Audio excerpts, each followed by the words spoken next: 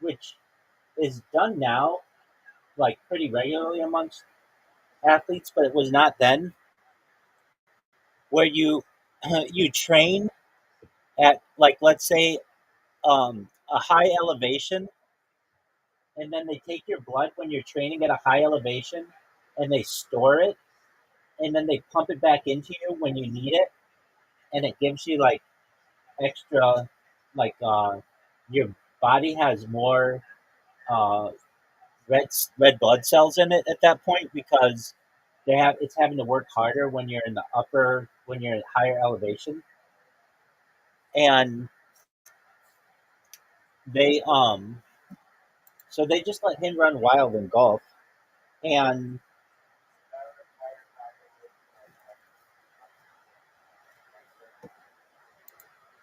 so he just spent time, as I understand it, just like in Switzerland, where um the natural Alps elevation.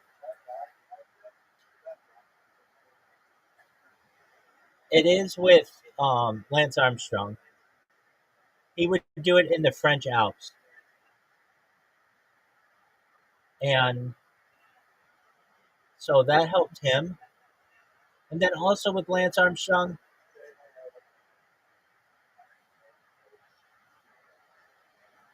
no, I didn't. No, but if you look, he could have been doing it in the United States as well.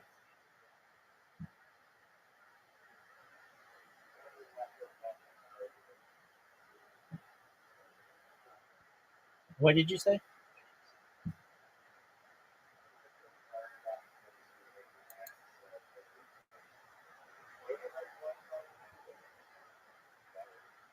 So basically, if you are in a high altitude area, your body has to work harder, and as I understand, like produce more red blood cells to be able to get the same amount of oxygen to your body. And so your body just naturally works harder. In fact, um, so I dated this girl.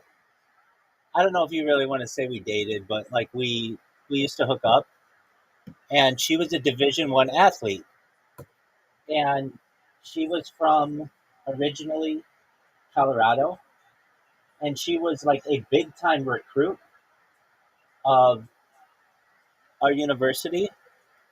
And then when she got to, um, so like there's this race every year that is like the biggest race in the United States for people in high school, and a lot of people get um, recruited from this race. And like I had a friend of mine who actually won the race. He was the fastest American man or boy out of high school. Well, this girl I know did really well in it, and like all her friends did really well in it, and they all got full ride scholarships to Division 1 schools. Well, when she got to university, she was extremely good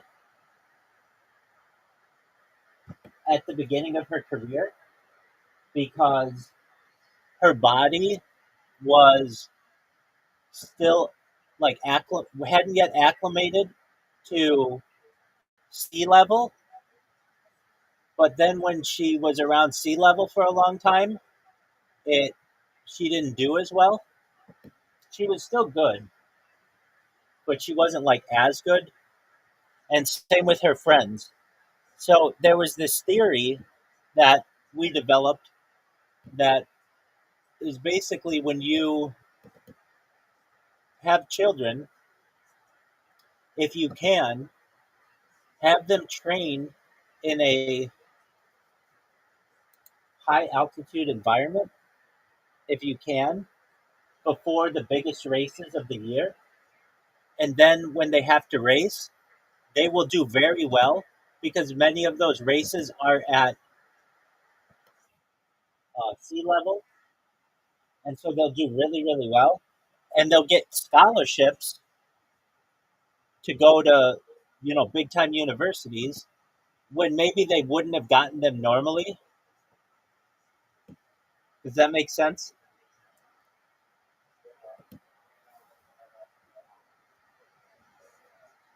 Well, so that's a thing. Oh, I know. That's what Tiger Woods was doing. He was using altitude chambers.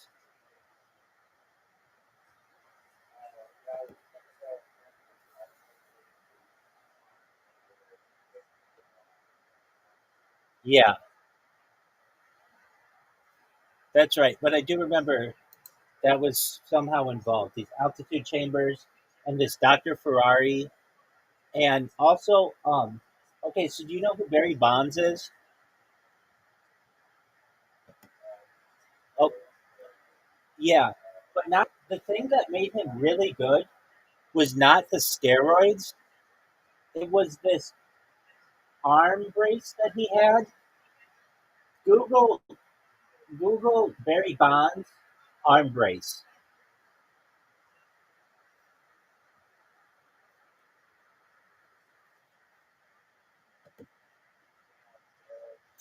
Yeah, he was. Okay, so do you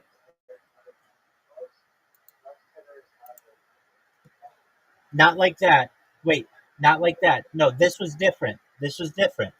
He actually had to be grandfathered in for that brace because the MLB changed their rules. And what that brace did, it was specially made for him in San Francisco. And what it would do is it would have the arm to always lock in a perfect position. And like, let me look up the terminology on it.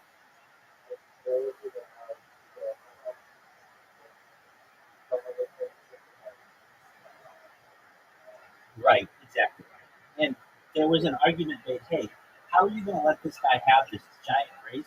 There were a couple arguments about it.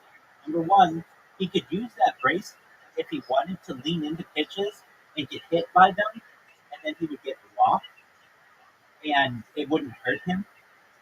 And then the other thing was, it acted like a perfect um, pendulum. Hold on a second. Yo, how did Barry Bonds' arm brace allegedly work like a pendulum? But like, there have been theories that brace was, yeah. So here's the situation. It was a large hinge protection elbow guard, but the allegations were it was an extension-aid pendulum theory. The brace was thought to lock in his front arm, keeping it straight like a lever or pendulum. This could help him create a more consistent swing plane, extending the bat head into the hitting zone harder. And it also allowed him to crowd the plate. With the brace protecting his elbow, Bonds could stand closer to the plate without fear of being hit. This shrank pitchers' options, fewer inside pitches, more pitches over the plate. It was custom built. And so the MLB eventually restricted the size and design of protective equipment because of him, basically. Isn't that interesting? And now he's the home run king.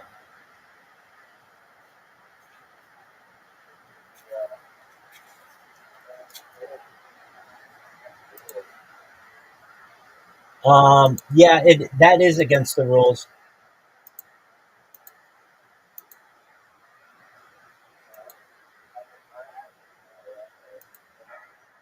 Yeah, but it couldn't lock into place.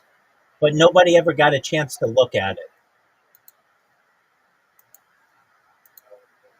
And he was also part of um, a an organization in San Francisco called Balco. was Bay Area Laboratory Corporation, and they developed these two kinds of drugs that were exposed in a Sports Illustrated expose. One of them was called the cream, and the other was called the clear. And basically, what these things would do, they're like topical ointments that allowed you to get steroids into your body and pass the drug test. Like basically, the cream allowed you to get the steroids, and the clear would make it so that you would not um, be found doing steroids on a drug test, something like that. Anyway, so that's the Barry Bonds one. Now, Babe Ruth, if you know, was the home run king for ever. Like, you know, very well known to be the home run king. And he had the record before Barry Bonds of 700, or before, well, he had the record before Barry Bonds and Hank Aaron of the home run king, 714. However, back then, when he was playing in like the 1910s, 1920s, 1930s, these guys weren't making any money. The pitchers, especially, they were making like what coal miners were making, basically. Like they weren't making millions of dollars. But Babe Ruth, because he did endorsements and such, he made more than anybody else. So what he would do is go to the pitcher of the opposing team, which isn't like it is now, where the teams are like not usually together or whatever. These were guys who would go to the bar afterward and just be able to talk to each other. And he would say, "I want you to throw the pitch over the plate. Here's $100." And so he used to be able to basically bribe the other team to throw him good pitches when he wanted to impress people. Does that make sense? So that's not like that. He made like 5 times what anybody else was making. There's another one. So Joe DiMaggio had a 51 game hitting streak, which still stands to this day. And that's another one that they think that bribery may have been involved, where you like it becomes a thing for pitchers to want to be part of history, and so they want to be one of the pitchers who had the game-winning hit off of them, or um, the like you know Babe Ruth's 714th hit was off of my grandpa kind of deal. They become part of history now. So you may be like, well, wouldn't they want to strike him out? Yeah, they do, but there's also something to it that if they're going to get a bribe, plus they're going to be part of history, that's exciting for them as well.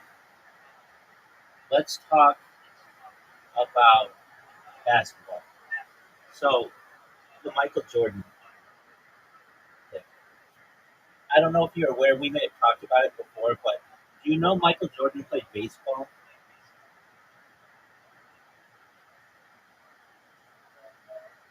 Okay, so Michael Jordan was drafted in 1984, I believe 85. He was drafted in 1985. He was the third overall pick. He went to the Chicago Bulls, and the Bulls were really bad.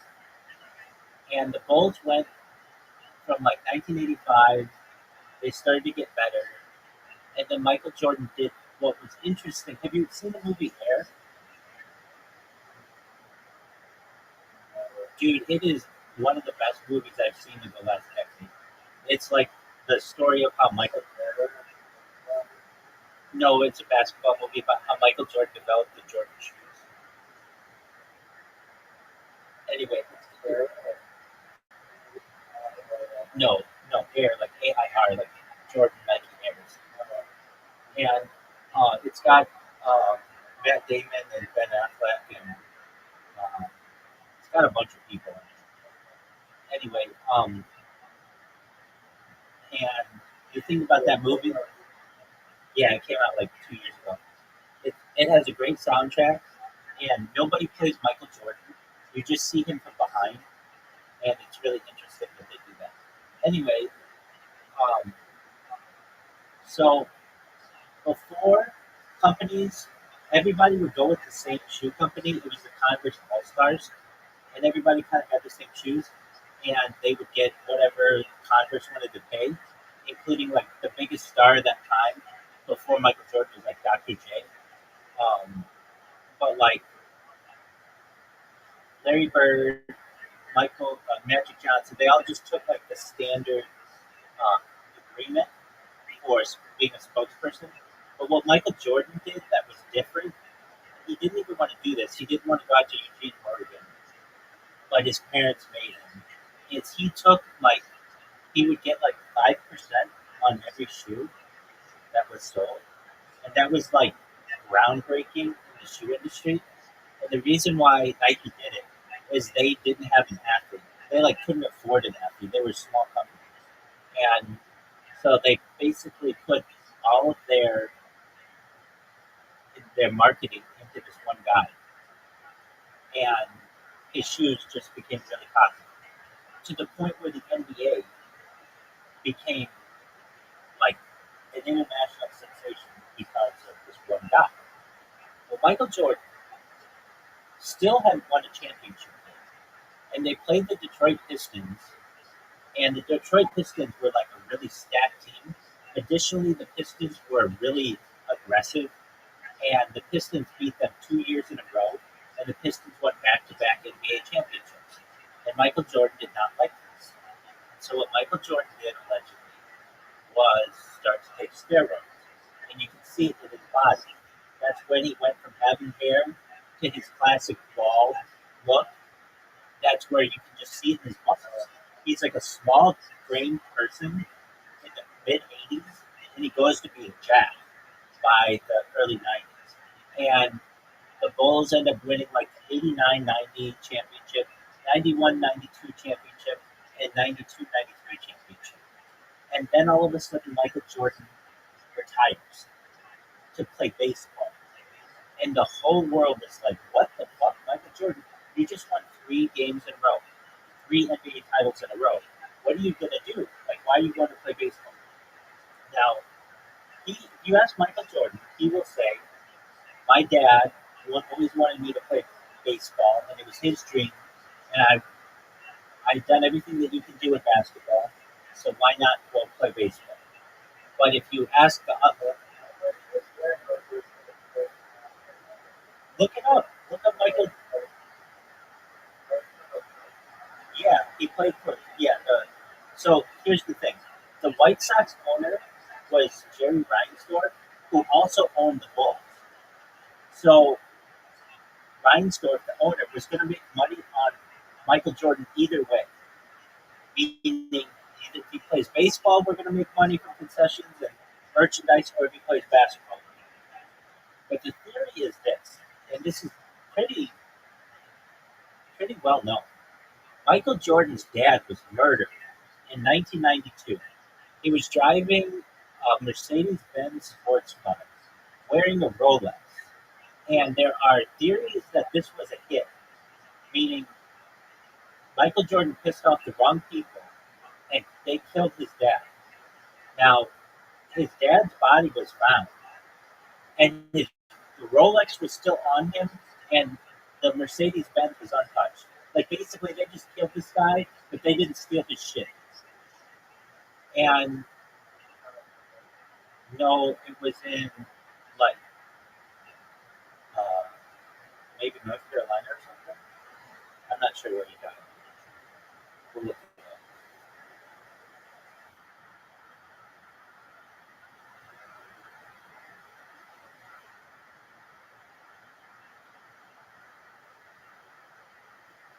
He was. It was Lumberton, North Carolina. Oh, it was a Lexus, not a Mercedes Benz. Um, okay, so he was killed in North Carolina, but his body was found in South Carolina. Okay, but here's the thing: Michael Jordan is a very argument is this: that Michael Jordan wasn't paying his gambling debts, and they killed his dad. And then the next year, the NBA barred Michael Jordan from playing in the league, but they couldn't allow it to be a huge scandal because if you bar your biggest player and arguably the biggest player to ever play in the NBA for gambling on games, that's going to ruin the league. People aren't going to trust it anymore. So they said that he retired in a backroom deal, though. It was really he was banned for 18 months. And so Michael Jordan went from being the biggest basketball star in the world to playing baseball for a season.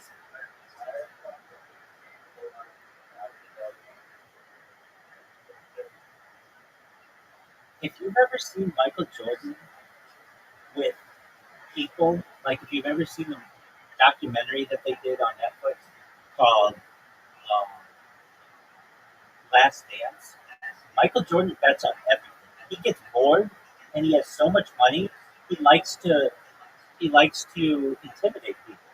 So he has owed people on the golf course tens of millions of dollars. And it's very well known that when he goes to casinos, he doesn't pay his bets. He says, I'm Michael Jordan. Like, you pay me to be there. And if I lose, I don't have to pay it. So these casinos all around the United States have banned him for playing there. And um, yeah, but he doesn't pay his gambling bets. But look at his gambling bets in comparison. This is an interesting fact. And that's not liquid. That's just because he owns the Jordan brand along with Nike. But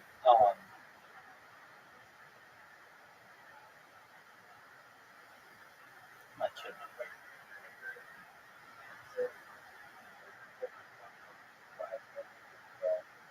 no. There was one guy who said he owed one individual said he owed him $40 million, like huge, one professional golfer. And the thing is, with Michael Jordan, there are many stories of this. They'll play poker. They played poker one time for 36 hours straight. Hold on, let me. Oh, my browser isn't working. Just a moment. I'll look it up. But this is documented in like a Netflix documentary. It's like, what are some alleged Michael Jordan gambling stories? Like, didn't he play poker for 36 hours? And didn't he owe somebody like $40 million from golf? And isn't he banned from a bunch of casinos?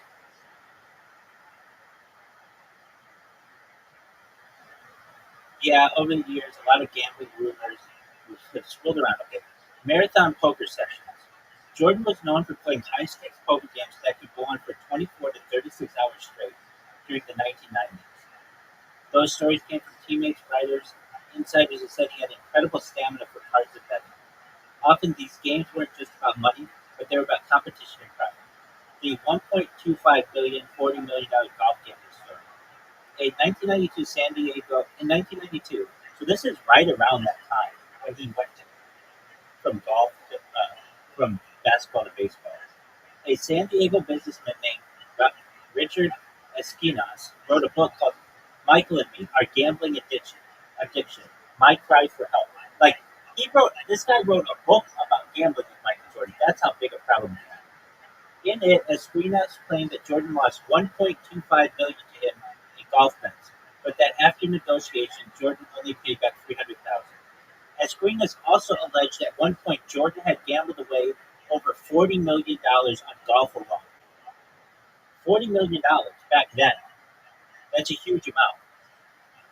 So this isn't.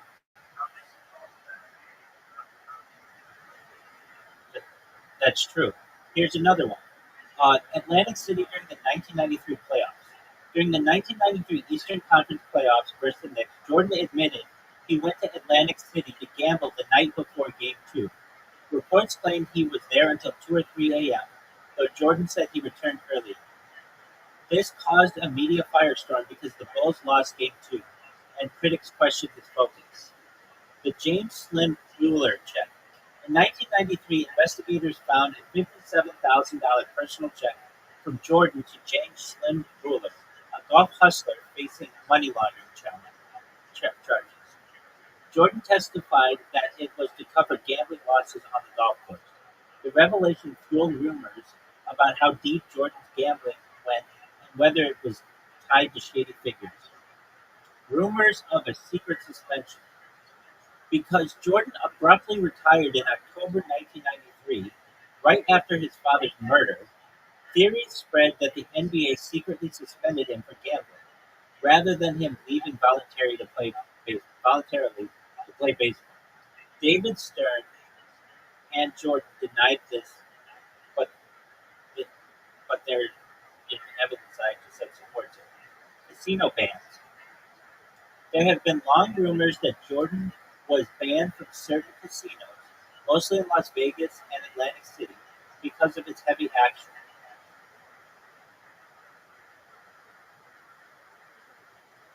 So, I mean, that's a lot of evidence, is it not?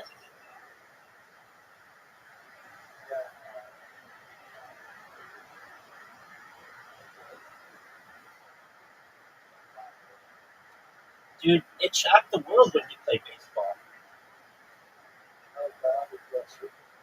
He was actually pretty good, but not good enough for the major leagues.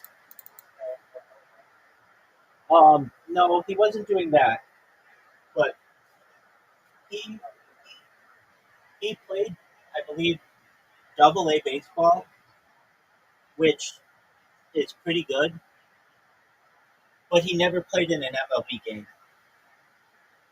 Meaning, I think he played. I think he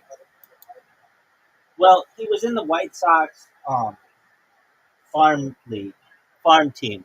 I think he might have played um, one MLB game, but he did not do really well.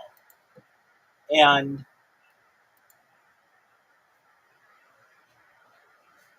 there's like all this speculation.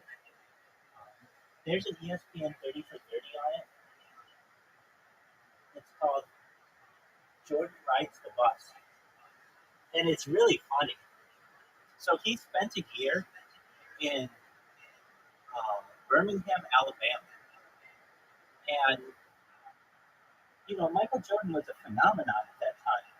And so he gets to town, and it's like this small Alabama town, and he drives up in a Porsche or whatever from the airport, and he meets they do this interview with this like small town real estate agent, and she's like, "Yep, I sold Michael Jordan his house," and he's like, he just gets there and he's like, "Yeah, I'll take that one." Basically, she's like, he knew what he wanted, and like she's really respectful about it, but basically, imagine like you're living in this small town, and then like the biggest superstar in the world comes, and you need you to sell him a house, basically.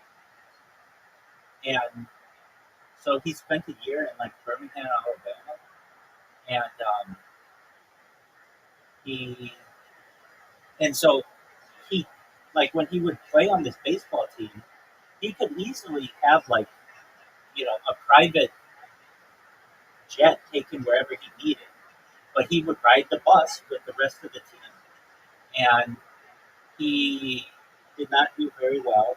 Let me see if he played in the major league. Did Michael Jordan actually ever play in a real major league game? If he did, it was just one game. But no, he never did. Here's what he did do in minor leagues. He played for the Birmingham Barons, a Double A Southern League. He played a full season there. His stats are 202 batting average, 3 home runs, 51 RBIs, 30 stolen bases. 202 batting average is bad. Not great numbers, but not embarrassing considering he hadn't played organized baseball since high school. He played for the Scottsdale Scorpions in the spring training. He appeared in Cactus League exhibition games with the White Sox. These were against actual MLB teams, but they don't count as actual MLB games.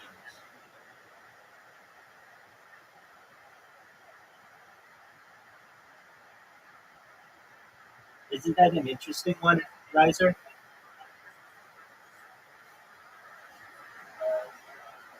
Yeah. So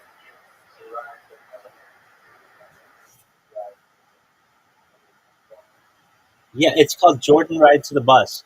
It's one of my favorite. Um, what do you call it? ESPN 30 for 30s. Do you ever watch 30 for 30s?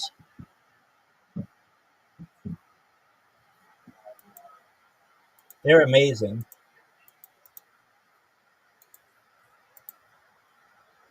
They're like these, yeah, sports documentaries that ESPN puts out, and they're really interesting.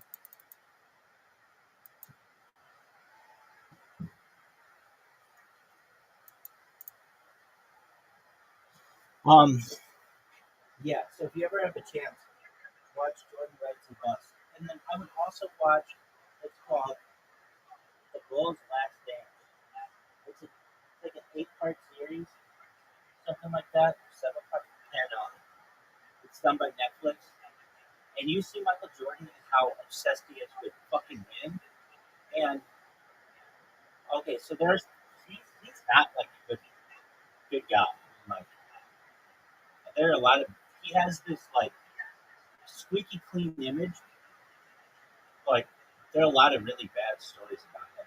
Charles Barkley will tell you a lot of them. Do you know who Charles Barkley is? And so like Charles Barkley, I think, has said that Michael Jordan owes him a lot with gambling. And here's what happens. It's like um, let's say we're gambling against each other. I end up owing you $20 million. Well, I'm Michael Jordan. Could I pay that? Yeah. But why don't I just sign a bunch of stuff for you, and I'll give you a check for 300,000. We call it even. It's like gambling debt. It didn't. It came out of nowhere. It's not like I had to buy something for you or whatever. So eventually, you just say, yeah, whatever. Because if not, you're gonna piss off somebody who's really powerful, and you don't want to do that either, especially in the basketball world. And so here's another thing people don't know: the NBA is basically run by Nike. And if you're like, well, what do you mean by that? So Nike eventually became this powerhouse in selling shoes and recruiting young basketball players and signing them out of like high school and college. And the NBA is basically fueled by advertising. And one of their biggest advertisers is Nike. And so whatever Nike wants to happen, the NBA will go with that. So what do I mean by this? Um, so there used to be this rule in the NBA that your shoes had to be at least 50% white. Why? Because that's just what old school basketball shoes looked like. And that was the rule. Why was it the rule? Because white shoes don't look dirty, they look nice. But when Michael Jordan joined the league, he recognized that this was the rule, but he wanted to look different, and his shoe looked different. And so, allegedly, he just said, "Fine me for every game that I play. Nike is going to pay the fine so that I can wear different colored shoes." And then eventually, that rule went away the next year by the NBA. Now, before we go taking that as the law, let me look this up to make sure that's right. It was something like that. And if you notice with any of these stories that I say, I get them like 85% right. Like here or there, this is like esoteric sports knowledge that you're not going to learn. But many other places. Here we go. What was that rule that the NBA had that like your shoe color had to be white or 50%? And then Michael Jordan came into the league, and Nike said that they would pay the fine, and eventually the next year that rule went away.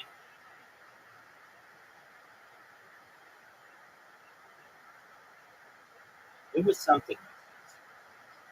And I know this is a lot of hearsay, but it makes a lot of sense. Okay, so come on, ChatGPT 5 cents. So much good. All right, come on.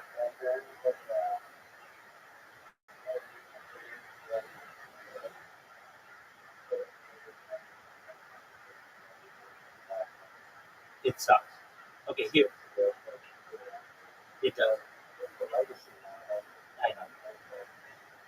Okay, so here you're remembering the origin. You're remembering the origin of the banned Air Jordan story, one of the most famous sneaker legends ever. The NBA shoe color rule. In the 1980s, the NBA had a dress code for shoes. Players' sneakers had to be mostly white, about 51% white, and in harmony with the rest of the team's uniform.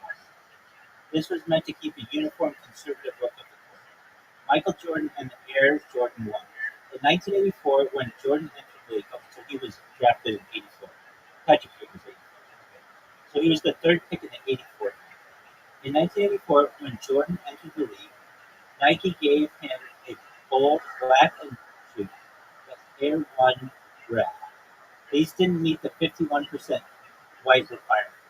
The NBA told him not to wear them, but Nike saw an opportunity. The fines in Nike's marketing genius.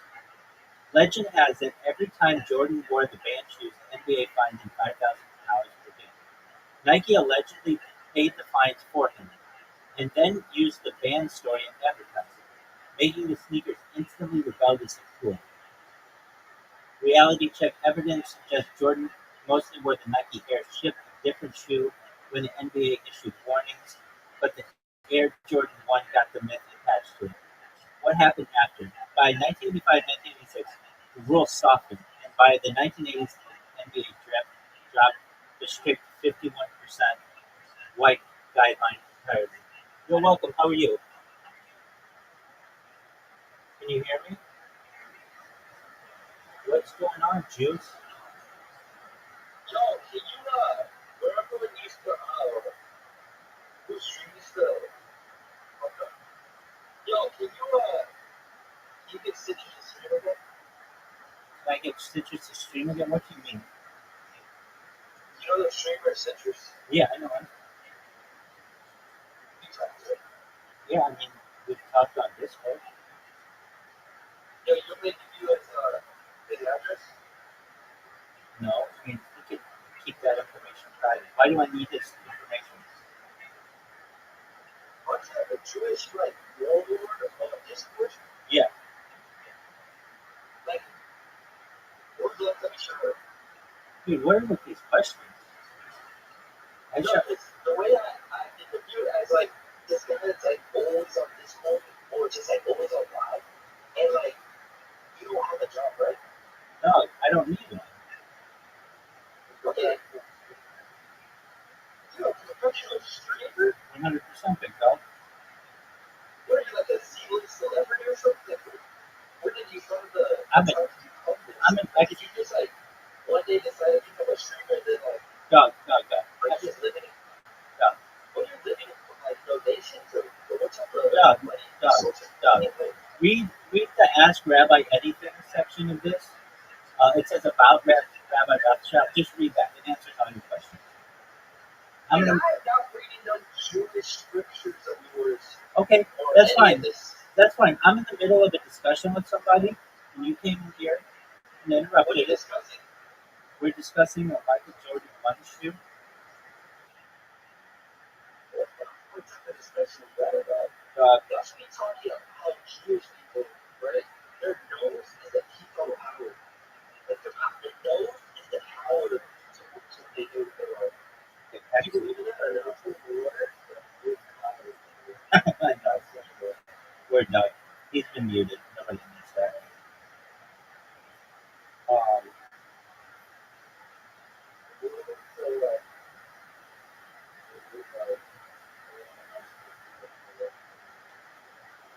Yeah, I mean, who does that? Okay, just a moment.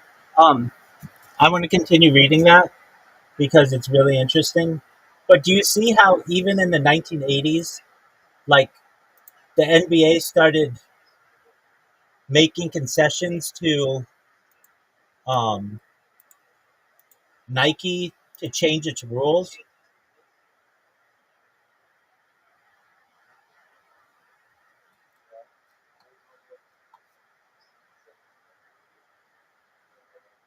Exactly. Okay, so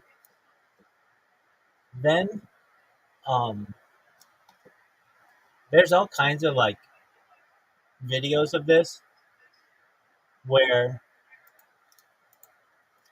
Michael Jordan would get every foul call, like even fouls that were not even close to being fouls, he would get them so that everybody was afraid to play defense on him because he was like untouchable and you weren't allowed to play defense against him. I mean, guys did, but then they would get into foul trouble really quickly. And then they, if you get too many fouls, you get kicked out of the game. Um, so there's this video I've seen that you'll never see on an NBA highlight film, but it's called the Michael Jordan whistle. And it's like, let me see if I can find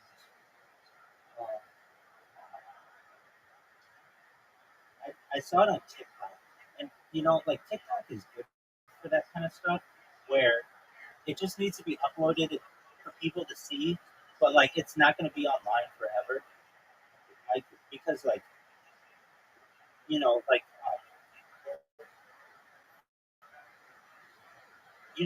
yeah, I think actually that's where I saw it, but I think it went here. It is. Yeah, Reddit is good for that. It's just basically the NBA is really really sensitive about their um, about people finding this kind of stuff out. So is the NFL. So you're not allowed to post anything of the NBA without the express written consent. I'm sure you've heard that before, right?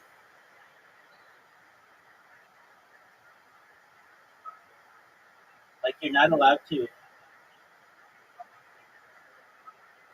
Yeah, you're not allowed to do that. All right, go to that video that I just sent,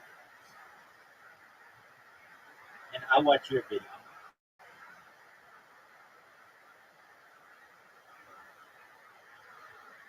Oh yeah, I've seen that. And the guys are like, "What the fuck was that?"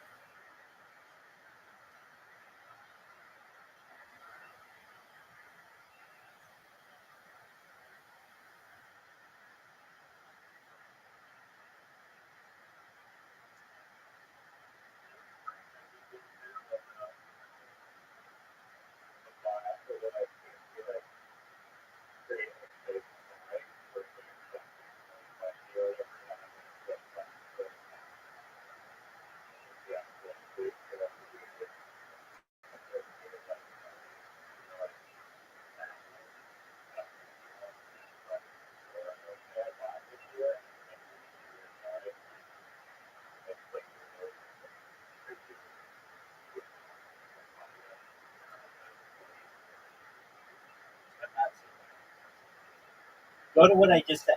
4 minutes of Michael Jordan, and tell me when you hit start, and I'll hit start at the same time.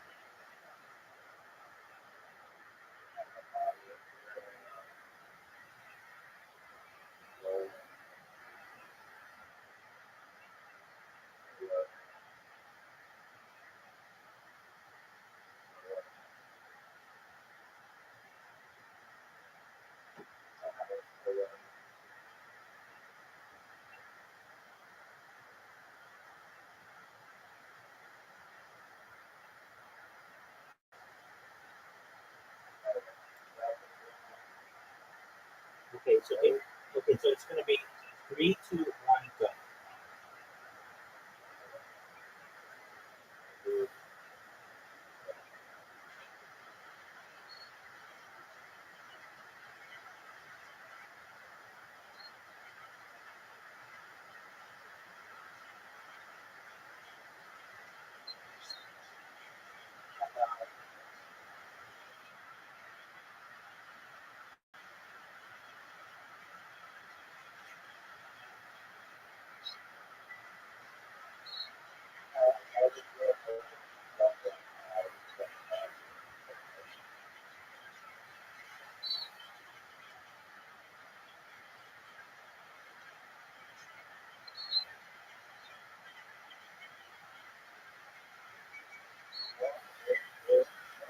Right.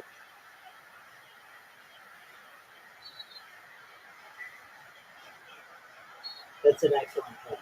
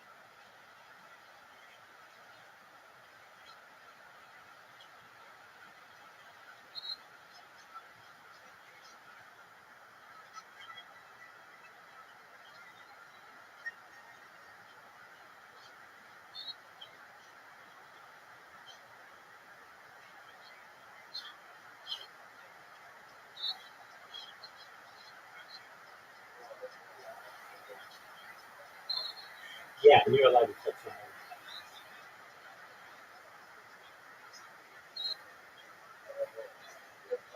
Dog, that's what makes the NBA such a bullshit league because it's not really clear. Right, right. That's why I can't stand the NBA, and I think it's a shit league. Because it should be you're not allowed to touch the other guy, and if you at any point touch the other guy, that's a foul. But they don't make it that.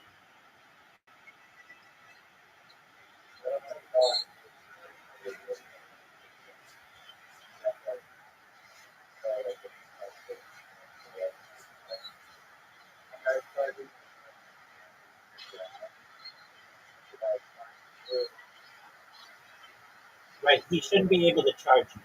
He shouldn't be able to charge you. He should just have to shoot a jump shot. Like that's how basketball's supposed to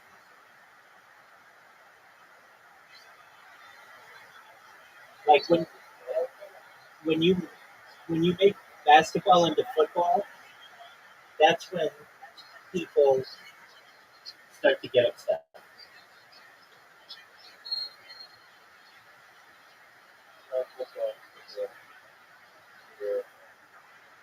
No, the football is really vague as well.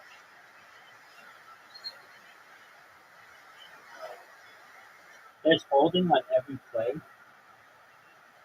It's just what the referees want to call. Is what does it do?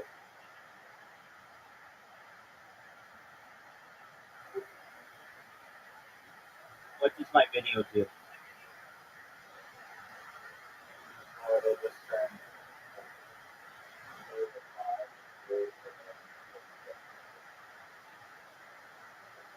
But then when you restart it, it works.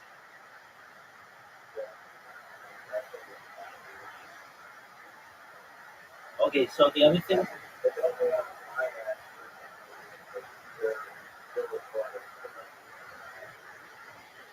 so um, the other things I've seen when it comes to Michael Jordan, there are like three more stories.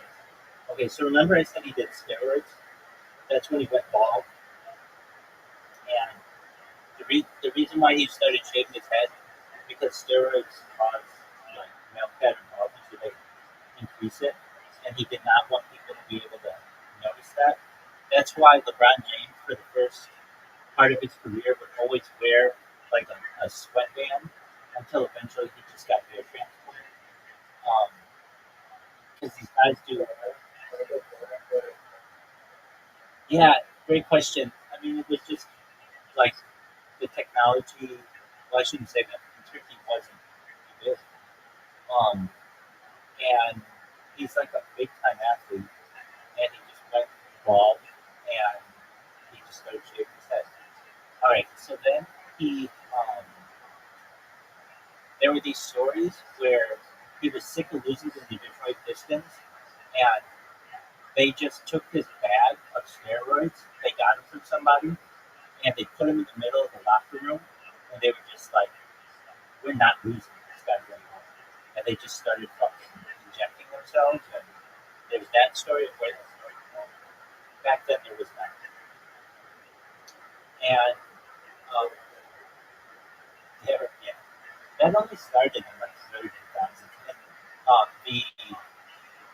the players' associations were like very against it. So, but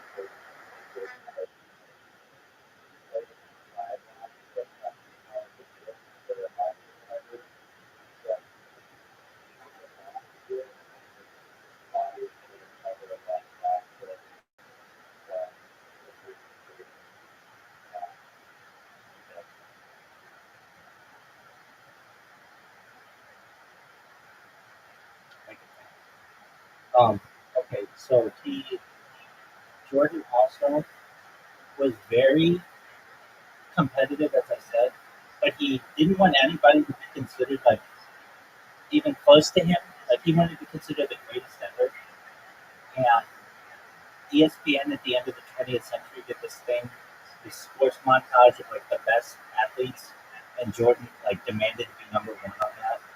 Like they had Babe Ruth number three, Muhammad Ali number two, Michael Jordan number one, and he did this thing where so he played for the Bulls up until like 97, 98. And then he retired. And then he came back and played for the Washington Wizards for a few years.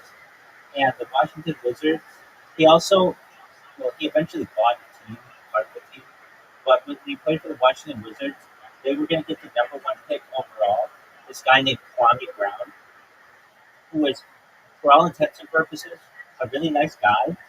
And when he got to the team, Michael Jordan just abused him for the whole year and just got in his face like, "Who the fuck do you think you are, the number one pick? Go fuck yourself. You're never gonna be anything." And like got into this guy's head, and he never did well in the NBA. And he had all of the skills to potentially be number one. He was eventually traded to the Lakers, but he just never turned out to be anything. Then there's this other story of Michael Jordan, and he would do this against young people. Um, he never wanted to have any like real um, connection with LeBron James. In fact, the year that LeBron James came into the league, Michael Jordan retired the year before that, so that they weren't ever on the court at the same time. And Michael Jordan did this one commercial for Gatorade, where he was going to play himself in basketball using a computer generated image. And they had to get a model to like be the computer image so that they could base something on. So they took a really good basketball player, some guy who played like Division 1 somewhere, and had Michael Jordan play this.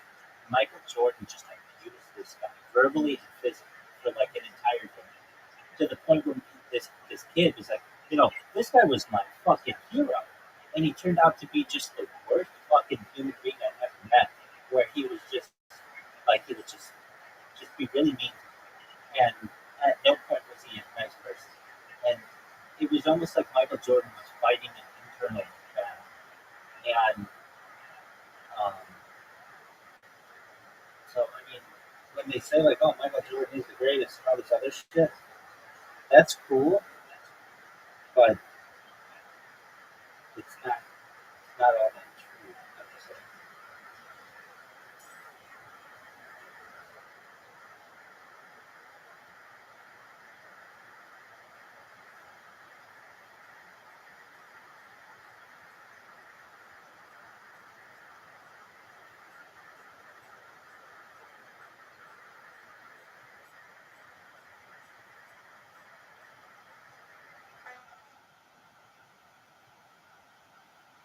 What are your thoughts?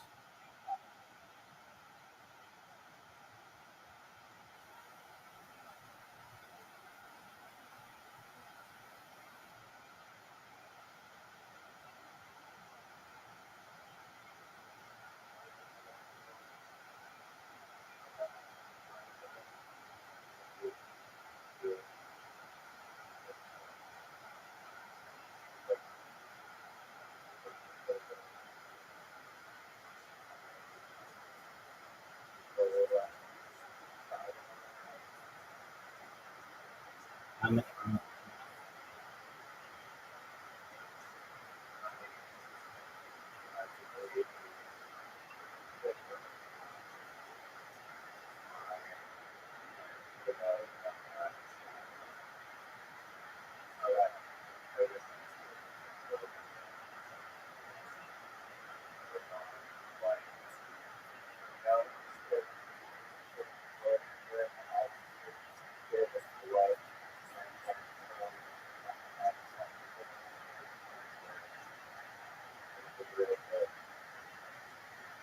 steroids.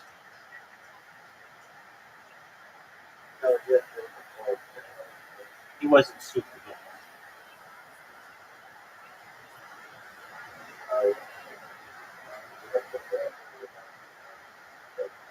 Right. His head got bigger, literally. His arms got bigger. He was able to jump higher. I mean, he wasn't like, I mean, he won Rookie of the Year, but when he came in the league, he wasn't like LeBron James, like where he was instantly the best player in the league.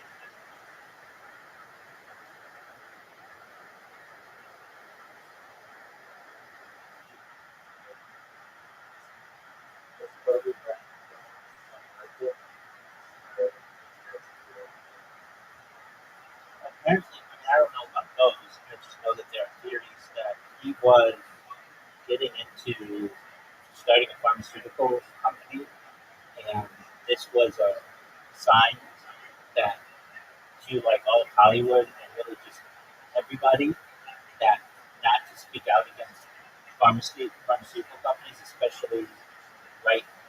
He died like a month before the pandemic, and that's why everybody just toed the line.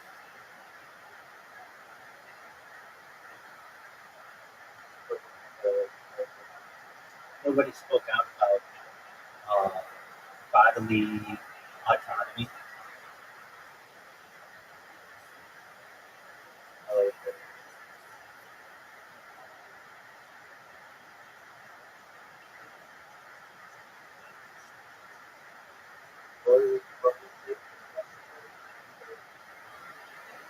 I'm not exactly sure. Let me look it up.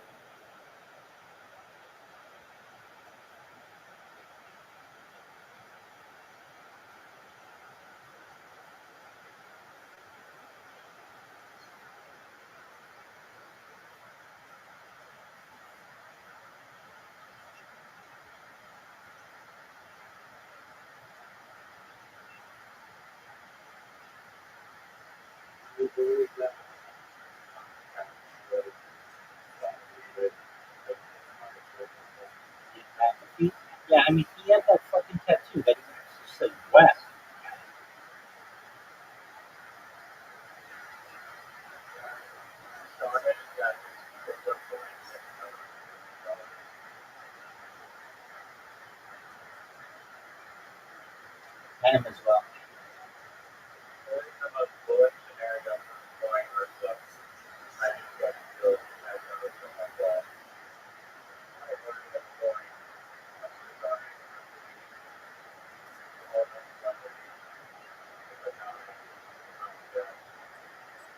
And then he died.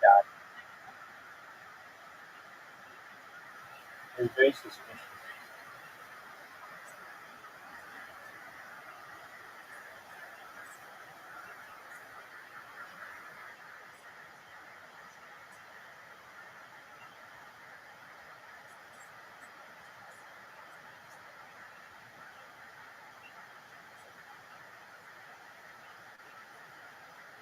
Okay. Um,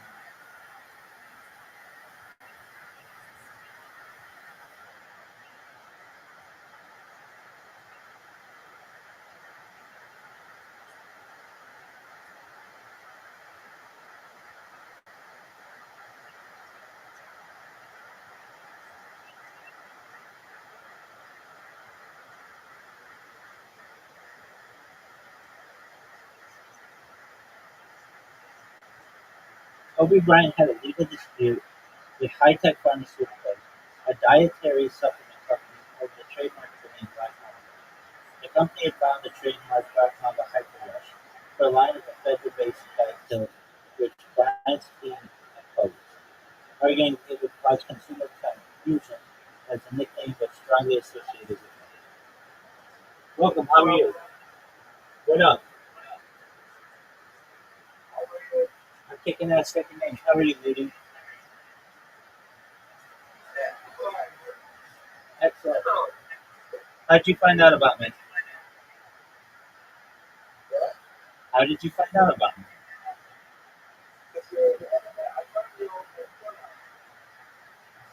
Dude,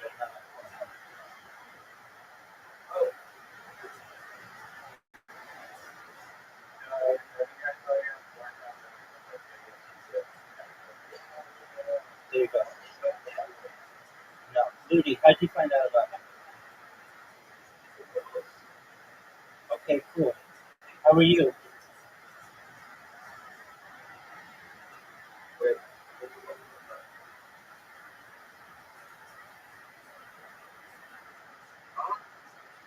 Uh,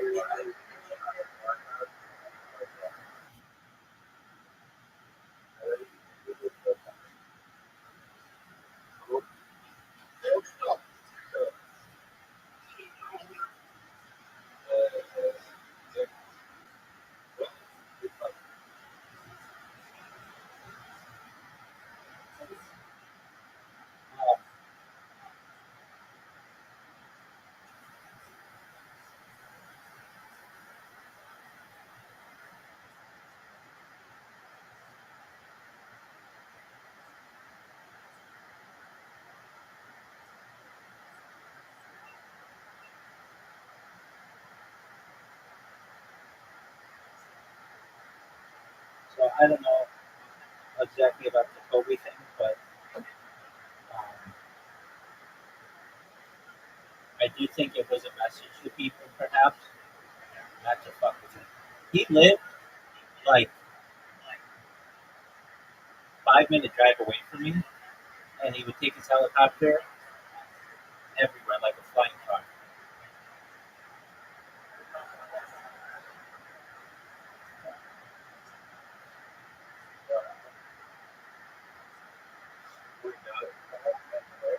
Yeah, he lived in an area called Newport Coast, which is which borders Irvine.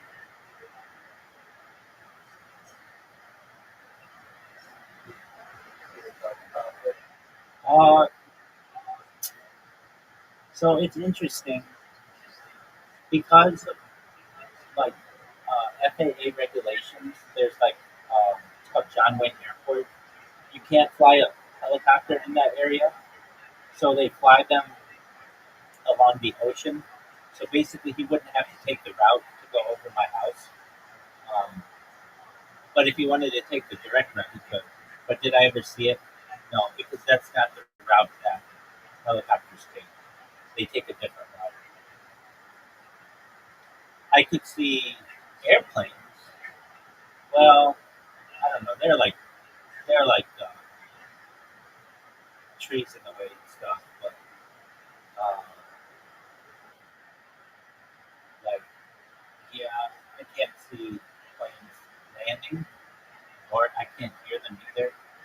But I'm sure if I went to like a tall building,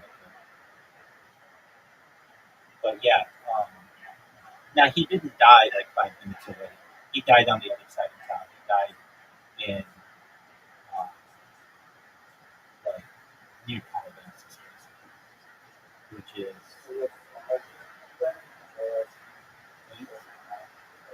he, yeah, it was a especially foggy day that day. But I don't know. I don't.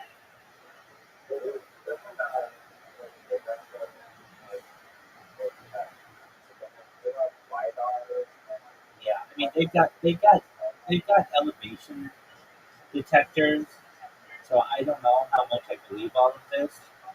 And I've never seen a body, even though they use this like red herring thing. If they said some police officers took pictures of the body, there's no pictures of the wreckage, no pictures of the body. I mean, I've never seen it, and I watch all the LA news. Maybe there is, but pictures of Kobe.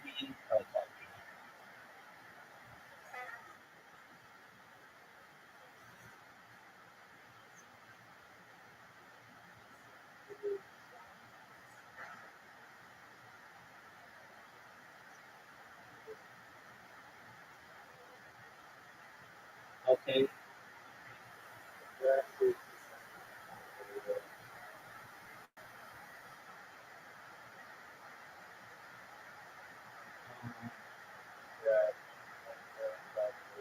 a number of photographs containing the document the site of the helicopter crash have been released. These images include aerial views of the wreckage of final on the impact test. It looks small. Like I would expect it to be bigger than that.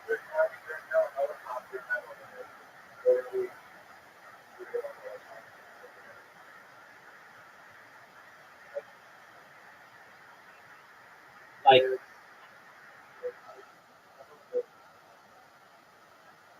exactly. Like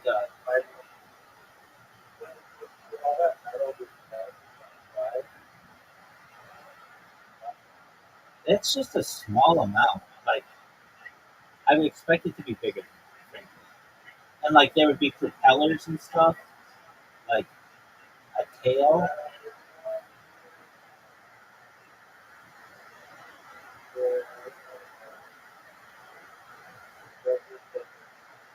Dude, it looks like now that I see the crash site, it looks like the stuff is spread out, which usually tells you that it gets shot down.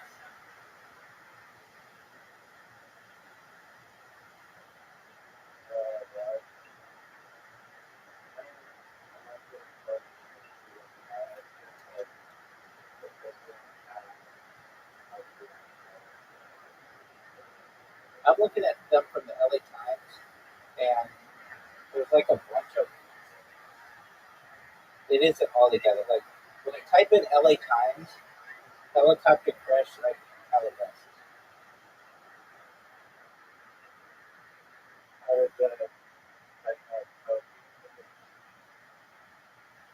Because if you click it, it says federal investigators look for answers in Kobe Bryant helicopter crash.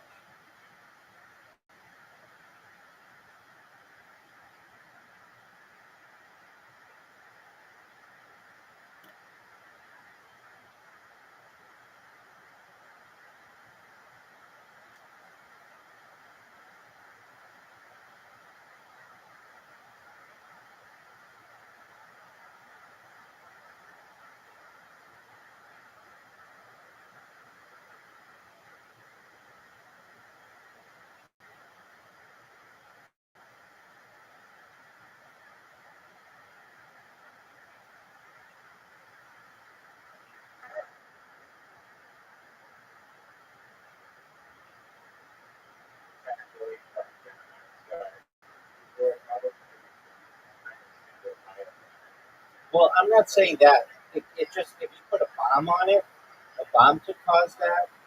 I'm just saying, like, if it just crashed on the hillside, I expect all the shit to be right in the same pile. I don't expect it to be spread out at all.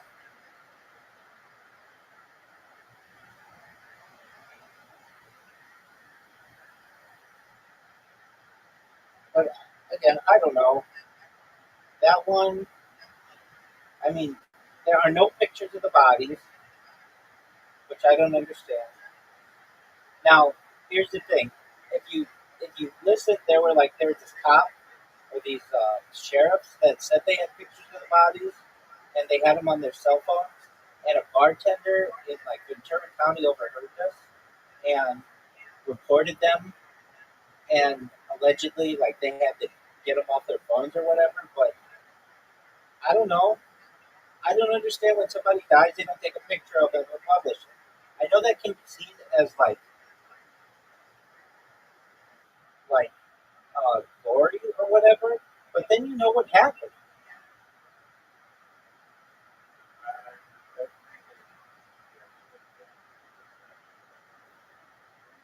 Dude, fuck that shit.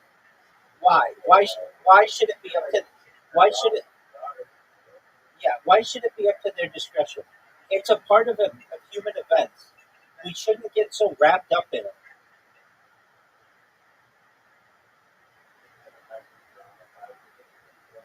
Okay, then they don't have to look at them. No one's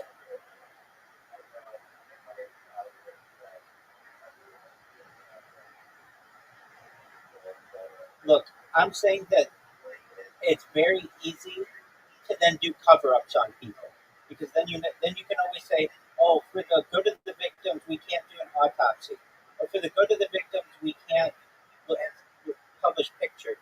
When those pictures or those autopsies would be the thing that might be able to show foul play.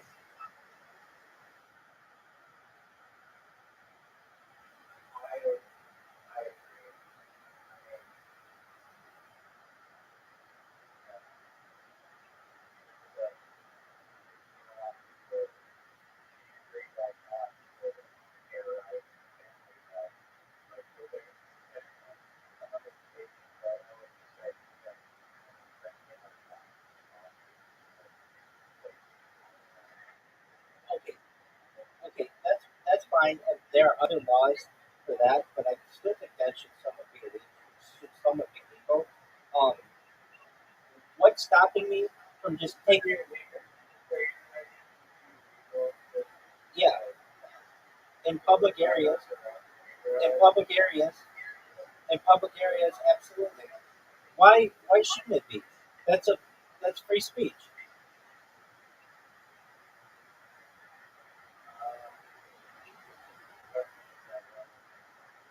No, wait with the general consensus bullshit. Because here's the thing: when you start to restrict freedom of speech, freedom of the press, then you start to constrict people's ability to express themselves. And I'm not a fan of that. But that's another discussion.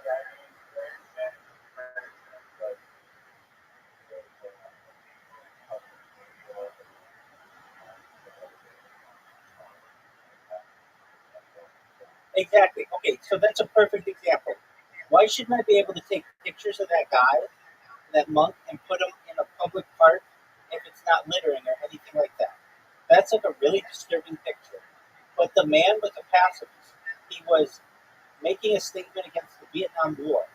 What's wrong with that? That person should be seen as a hero, and we shouldn't be hiding the fact that this man made an amazing sacrifice for all of us.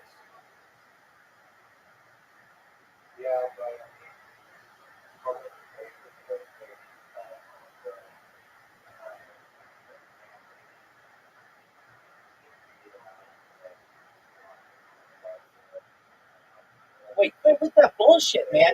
Quit with that bullshit. That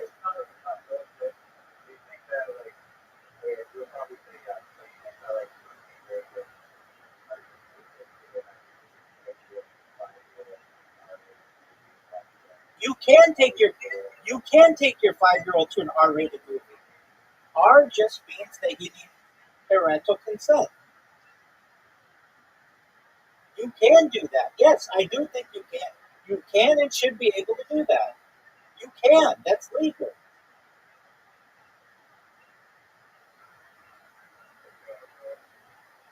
The only one that it's illegal for which it.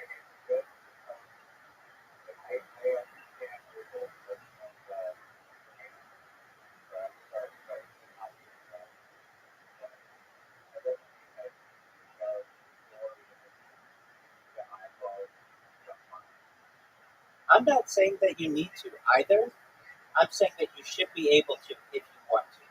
That's all. I don't want to restrict people from being able to do that. If somebody feels that that month is so important as an anti-war statement that they want to show that to people in a park on a picket sign, they should be able to do that. And I don't care about your weak ass little snowflake children and what they should be seeing and what they should be seeing.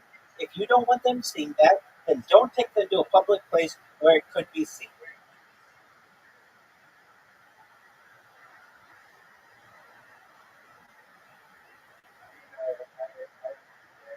Because when people start, you have to understand, when you start to restrict that, then you start to restrict people saying, just with the sign, no more war.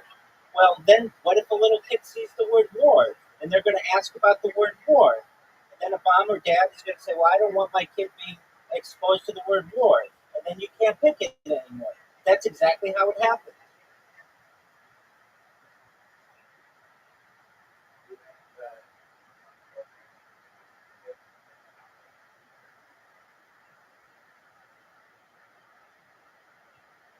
This is a question I ask myself all the time. And in an ideal world, no.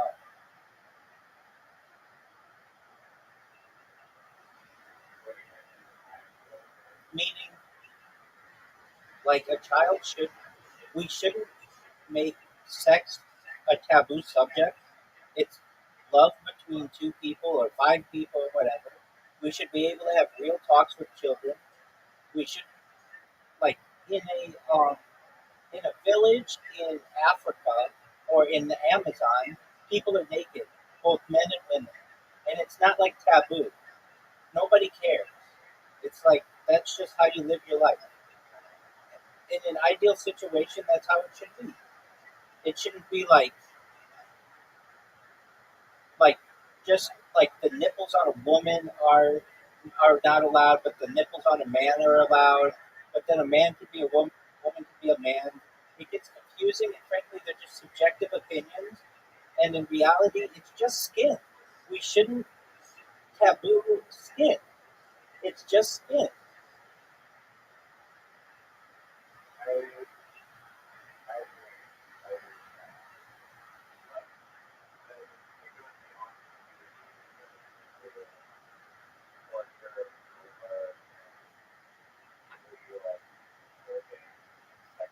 Wait, wait, and I understand that. I understand that. And if a parent wants to prevent their child from seeing that, they should be allowed to do that. They should be able to raise the children the way that they want to raise them. But that, in my opinion, you, at least from a standpoint of if there is going to be a division, then, um, well, basically, like from a board perspective and torture, I think that children should see that so that they know what to avoid in the future, so that they learn. This is what water torture is. This is what self-immolation is. And it's a terrible thing. And this is what people did as punishments in the past. And let's not do them in the future. When we hide these things, then we don't talk about them. And then it becomes still done in the world, but people live in their own bliss. And I don't like that. If we talk about these things and bring them out in public, we'll do our best to try to stop them.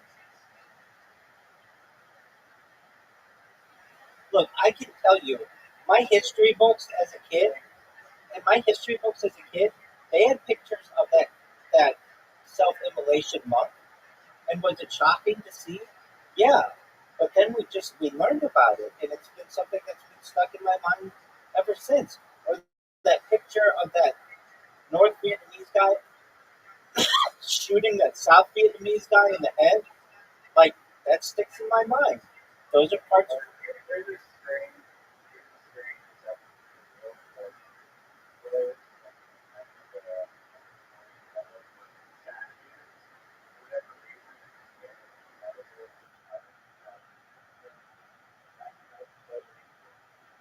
absolutely.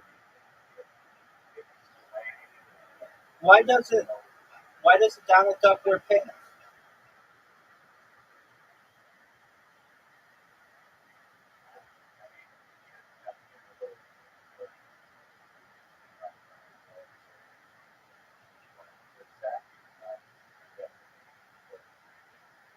That,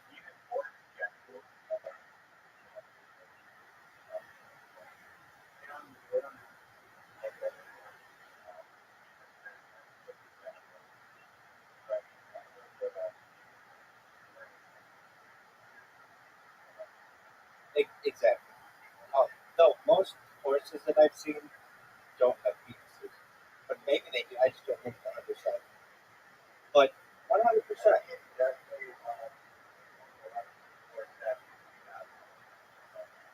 Okay, maybe they do. I don't check my lips. Okay, so in, in terms of,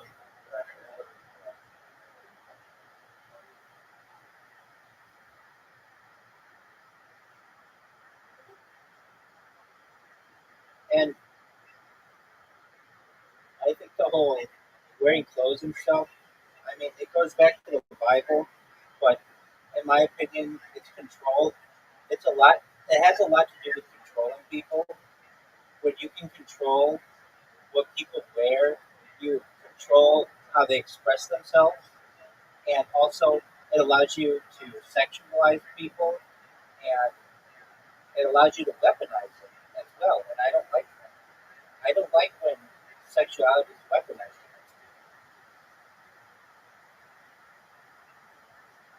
Can you hear? There you go.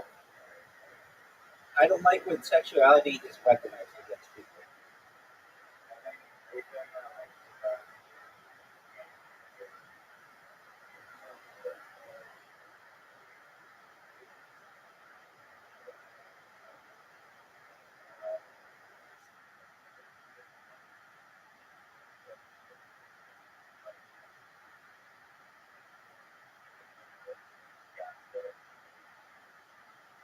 It just doesn't make any sense. You can have a brand new baby on Facebook and show their genitals. You can show them in a bathtub, show their genitals. But then when they get to be like 2 or 3 or 4, then you can't do that anymore. But nobody really knows the age. It doesn't make any sense.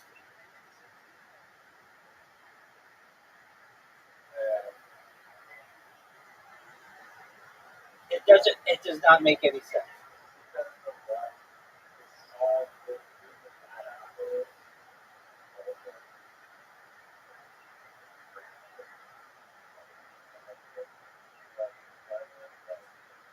Doug, Doug. They've got their own problems, and that's that's like a mental disease that they have or whatever.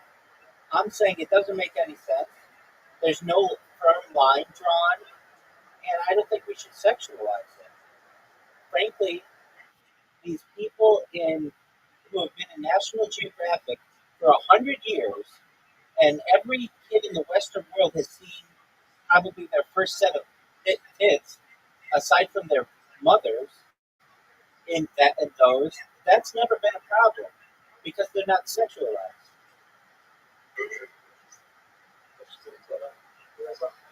Yo, what up, man?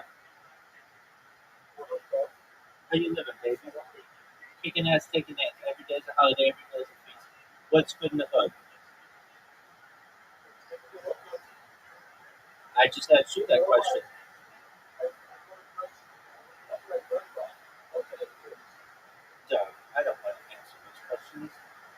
No, that's not. Bro, you wearing the same t-shirts like one week ago. I was thinking, Doug, I wear this because I am sponsored to wear it.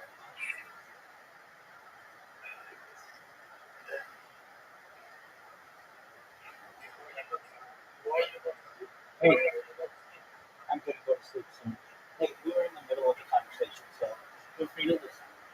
Um, yeah, so right now, let's go back to this part. So, um, oh, well, just go back to the picture. So, Yeah. okay, so you,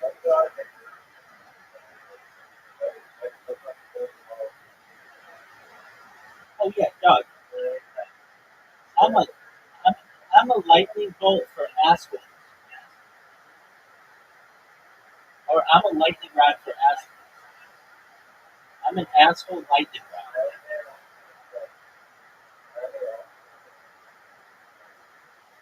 Okay, well, most people just ban them, but I don't.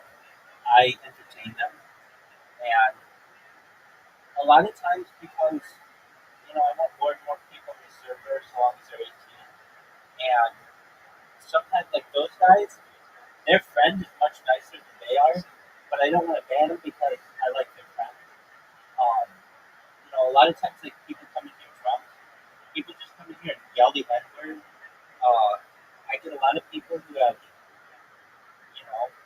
special needs and behavioral issues. I think Discord and the internet in general is full of these people.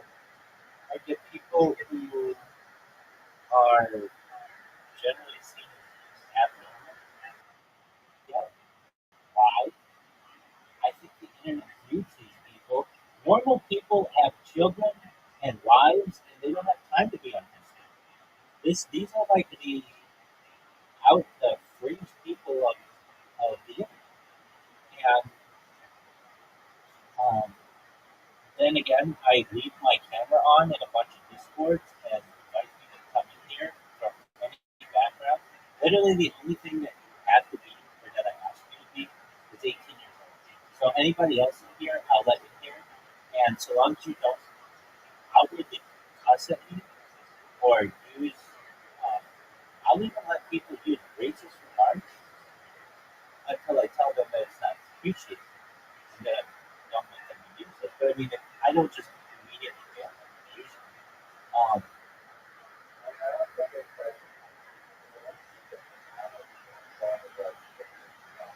done, done. I say you have to be 18 to come in, and people still don't read that.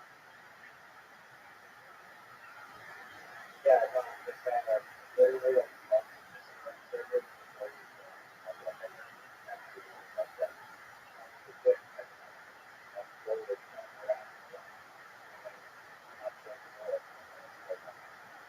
Right. But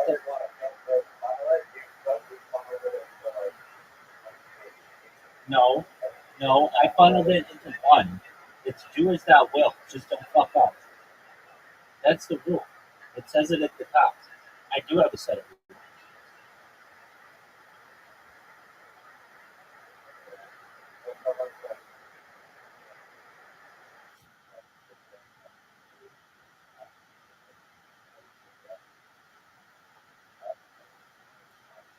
No, I use fuck and all these profanities. That's fine. Yeah, I mean that's different. That's different. I don't like when people of any make fun of any people specifically, and I don't tolerate it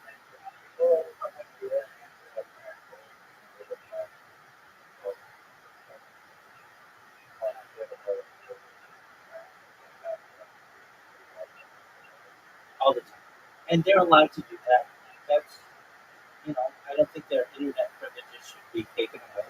It's just I don't have to listen to that, and I get it dozens of times. It seems like a day sometimes, and there's so much I can do. If I say in here, You know, like don't use racial. Let's just say don't use racial terms. Okay, well, Jew is a racial term. I use the term Jew 1,000 times a day. Now, it's one thing if I say Jew, like Jews of the world unite, versus some other person coming in here and say, "Hey, Jew, how you doing?" Or like, "Hey, Jew, why do you have such a big nose?" There's a total different, you know, take on that. It's how you use the word. Or I'll get people who come in here and be like, "Oh, you're so cool. You're my N-word," and that's like a compliment. Or I'll get other people who come in here and be like, "You're acting like such an N-word," in a negative way. The N word can have a positive connotation, it can have a negative connotation. And Jew can have a positive connotation or a negative connotation. Um, I get someone like Zeus, who sometimes just comes in and, because of Tourette syndrome, says the N word. Should I have to ban him now?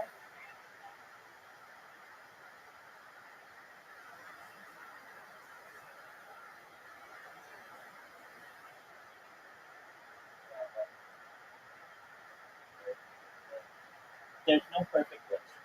If I sat here and played security guard on people, then I would be incorrectly um, or subjectively determining people's behavior. When is it okay for someone to say the N word? Like,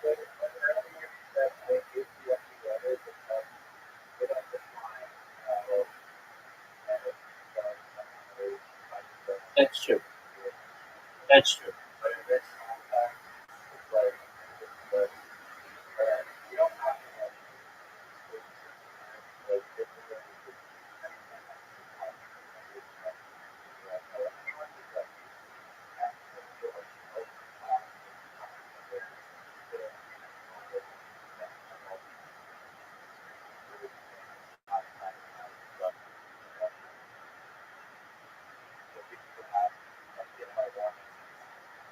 I get that. But then we would have kicked Zoot out a long time ago.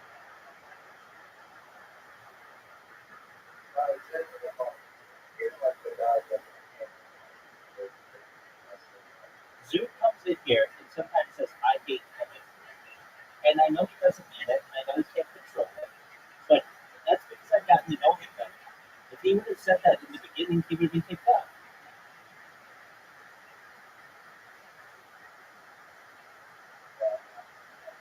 And how do I know? How do I know if he's doing it?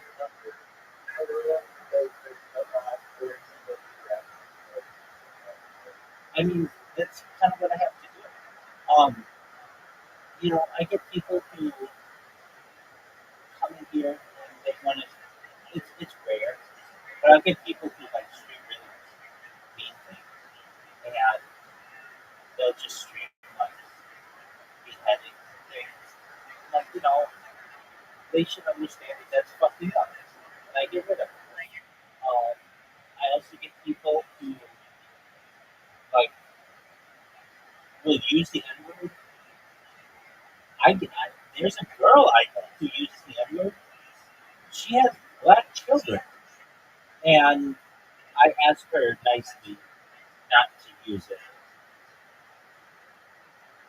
and she doesn't always listen. But she knows my stance on it. That I don't like to hear that word over and over and over and over. Like I hear it so often that it just becomes like annoying to me. Even though I don't mind it in some contexts, but in other contexts, it rubs me the wrong way. So I make sure that people know that there are some people to whom that word is very offensive, and I don't want to um, necessarily um, exile those people either. So I make people aware. I mean, generally, the discussion in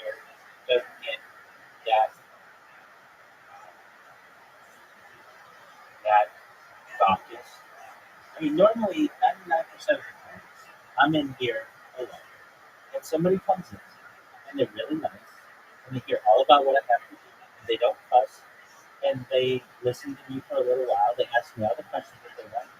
Then they'll say they'll be back. And either they'll come back a few days later or they never come back again. It's happened with almost 2,000 people in here. And that's absolutely fine. That's 95% of the interactions. And then there's another 5% where it's a guy who brings in his friends and they speak another language or something like that. It's not always that way, but a lot of times they'll say something in their language together to each other, and then one of them will say it broken English, some word or whatever. And it's like, look, if you do this again, I'm gonna ban you.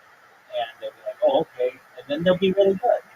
And then they'll come back the next day and they'll be drunk, and just those kind of things happen. I'm not here to play patrol officer on all of these people.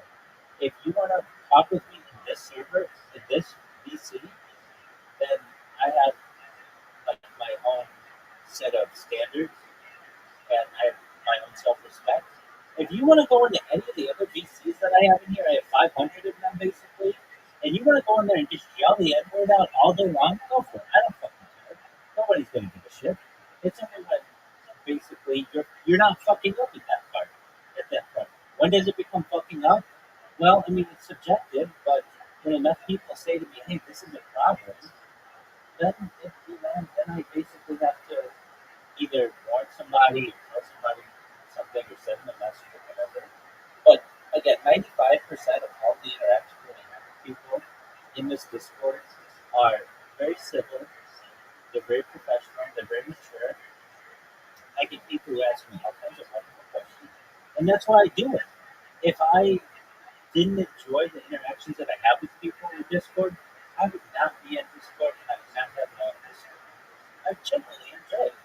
Um, So you do get some bad apples, and usually they come in at 2:40 in the morning or whatever, and you just deal with it the best you can.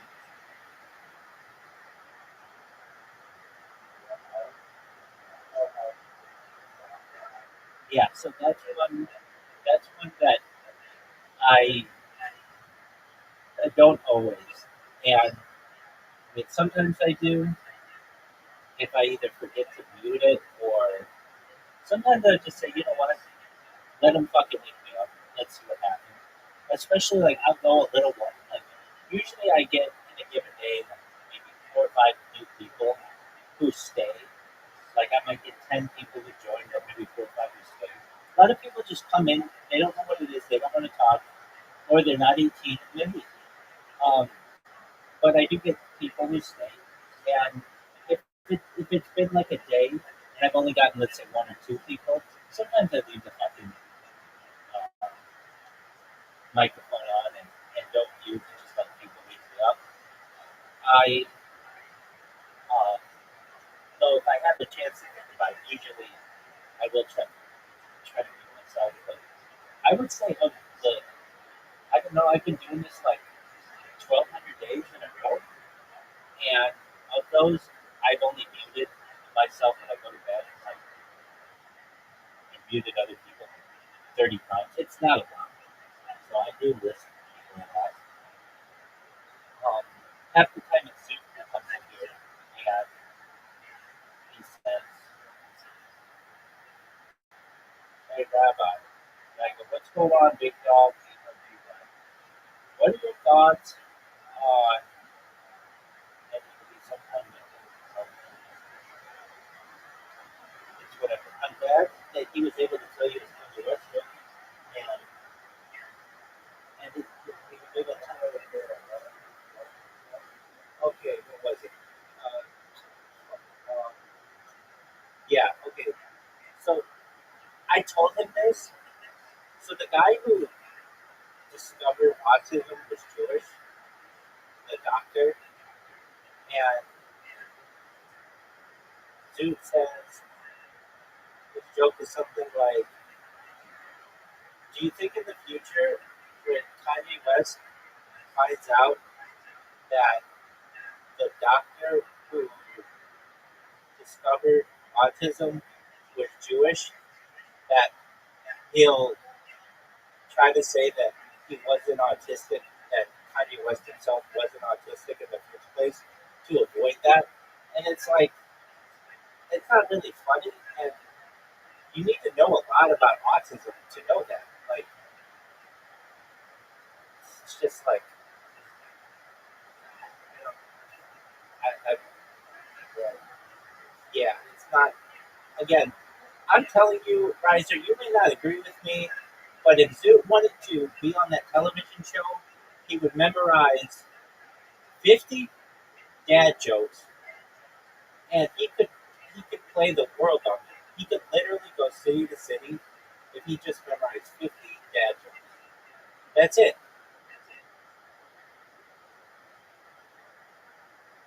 He would be he would be considered. He would get. Hold on. He would get business opportunities. He would be considered a clean comic. He would be considered non-controversial and funny, most of all.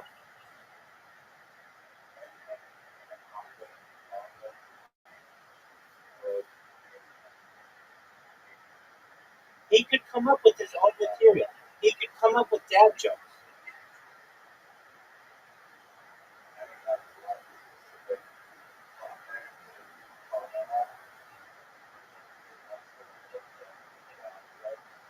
No, dad jokes. Dad jokes are just. When I say dad jokes, I just mean simple, clean jokes. I don't mean jokes. Yeah, dad jokes are simple, clean jokes. Not jokes about dads. No, not at all. No, that has nothing to do with dads. These are jokes that dads tell. Like, like, like what did the buffalo say to their child when they dropped him off at school? What did the buffalo say to the child when they dropped him off at school? Bye, son. Do you get why that's like?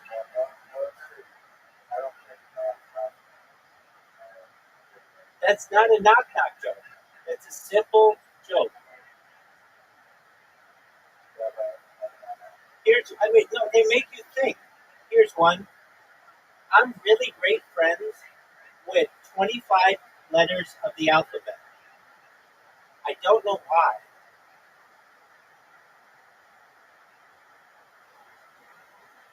Do you get it? Hold on. Answer my question. Do you get it? Okay, explain it to me. Explain it to me. Explain it to me.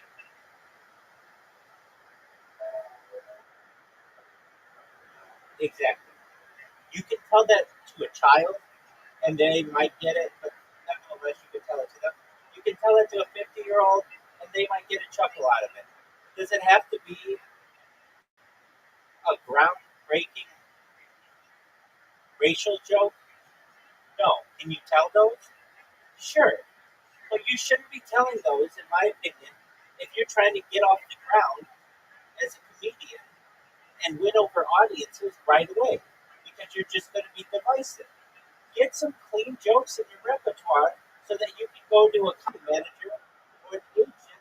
Hey, here's my 20 minutes. It's clean, it's business friendly. They can book you some places. Then, when you get good and people know you and you're getting paid for your craft, then if you want to go and change the world with racial jokes and mental health jokes, go for it by all means. That's when you can do that kind of stuff. But you're not going to be able to get those gigs if you start with the mental health and the racial jokes.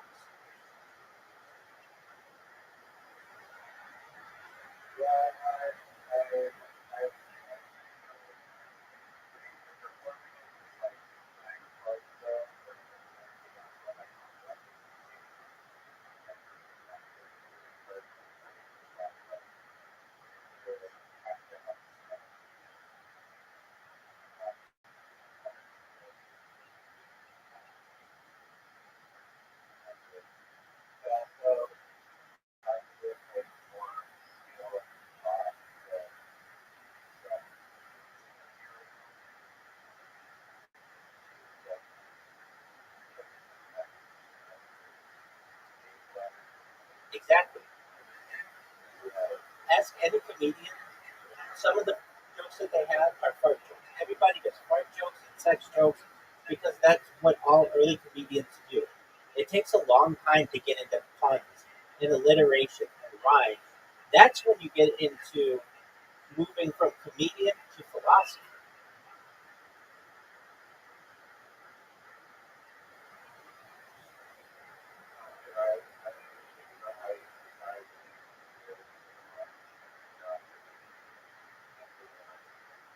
The way that the comedy scene works.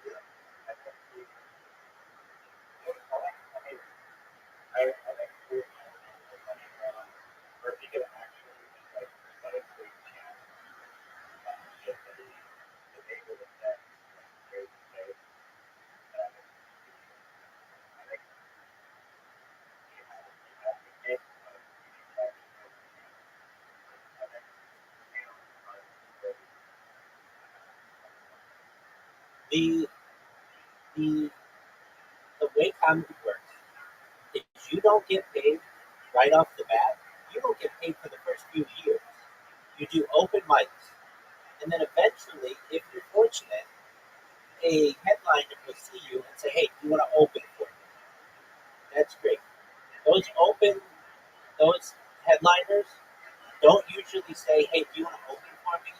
If the person isn't is controversial. If they're controversial, then they don't want to be associated. A lot of times, if you can just make people laugh consistently with a high laugh per minute, jokes per minute ratio, you're going to be successful. And then from there, if you want to get controversial material, by all means, do it. Great. But you need to have a foundation of jokes.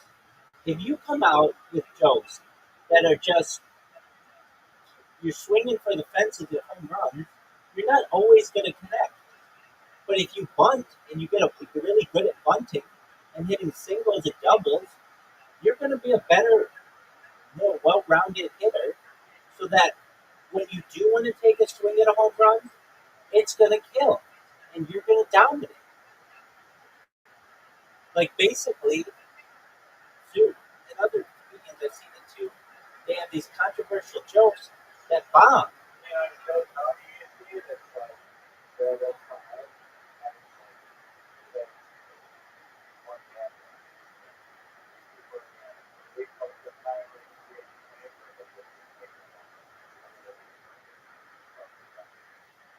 Right. It's true, but that's a different show as well. That's one of the more controversial shows on the internet or in the United States. I'm saying, look, if you want to make money doing comedy, which that's what a professional comedian wants to do, you need to get corporate gigs. That's really important. You need to be able to do parties. That's really important. You need to be able to work in clean rooms. That's really important. You need to know that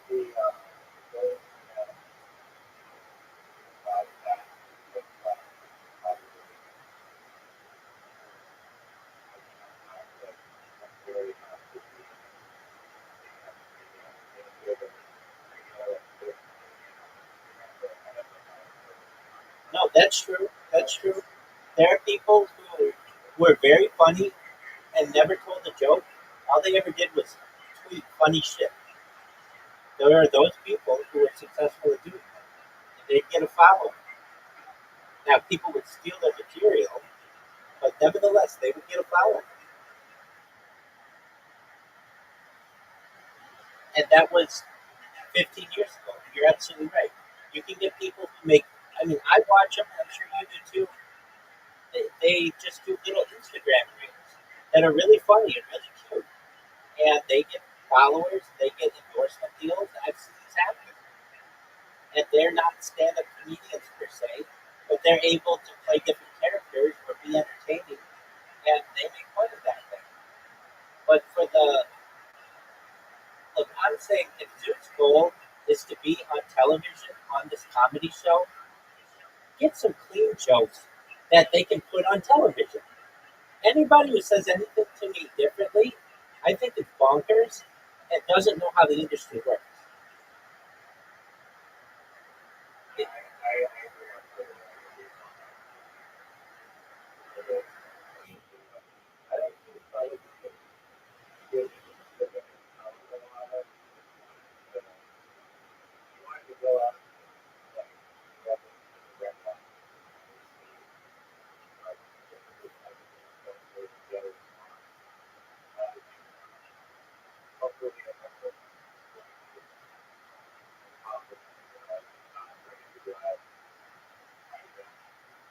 I get that.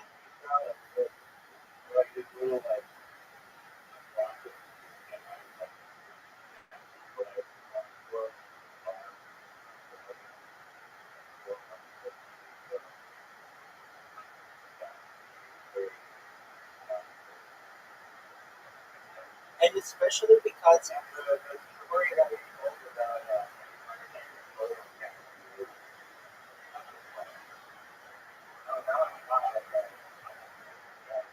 no, I agree. I absolutely agree. Except the thing that guy says just fuck off, but he could just say told me to F off. But that's a good story. That's like a great revenge story. And he could like you had a really great punchline and you should have said it. You know, you could have Will Smith it, but you held back, but you got your revenge. And it's a lesson to everyone out there to keep your word, especially in business, or else you may end up losing your girlfriend over it, and you didn't do anything wrong to her, but it's just how you treated other people. It's absolutely, I mean, it's a great little story, anecdote that you have. Now, um, the thing is, if he wants to be on TV, it would be one thing if he still had three tries at being on this show. He's already tried two times and failed. He only has one other chance. And it's like, if you only have one other chance, no, I think it's similar stuff that he does, but I don't know. It's to me like you are trying to beat up a guy. Do you take the biggest swings that you absolutely can take, but you only take one or two of them and just hope that they land? Or do you take really small punches, but you know they're all going to land and they're really quick and they're really accurate and you know 100% that they're going to work every time? To me, you do the latter because it's less risk. And when you're in front of producers, they want to laugh. They're also thinking to themselves, can I ever show this on television? And Down syndrome jokes are low hanging fruit. So, anyway, um, all right. I still didn't get a chance to tell you about my robots, but basically, just really quick summarization.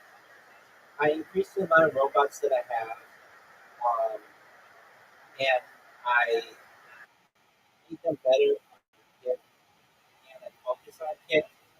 And I was noticing, like, when people talk to me, a lot of times people would just like yell at me on YouTube in my YouTube comments, and I was getting like 5 to 1.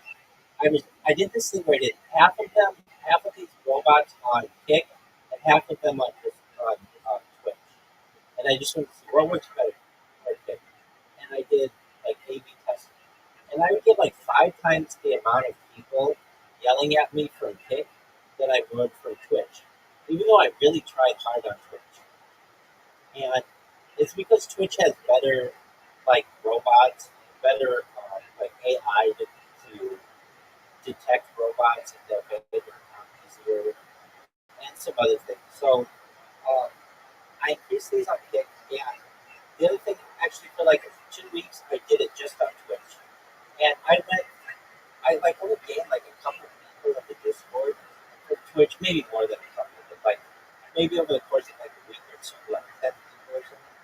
But when I did it on Kick, like when I haven't done it on Kick in a while,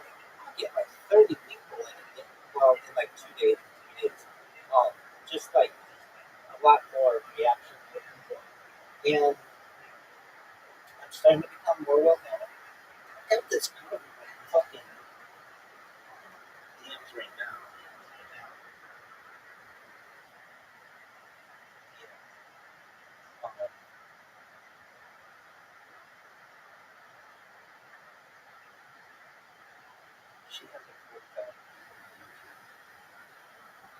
Right. This one.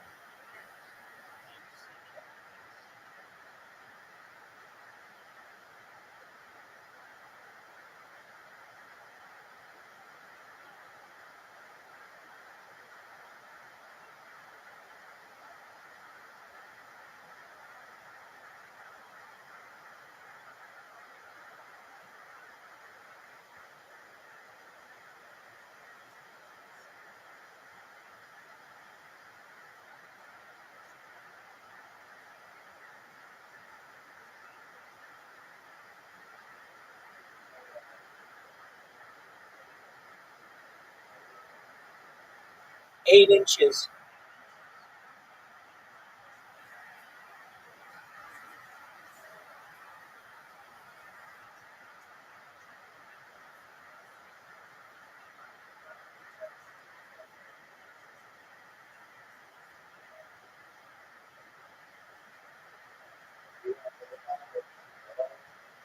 Yeah, I might just say that I get these random ass people who, I don't know, this girl said that. It's like, send me your, Perfect. Send me your. there's something interesting about this. Dude, this is weird. Hold on. Oh, this isn't the person. Wow, this is a good one. Somebody just tried to scam me.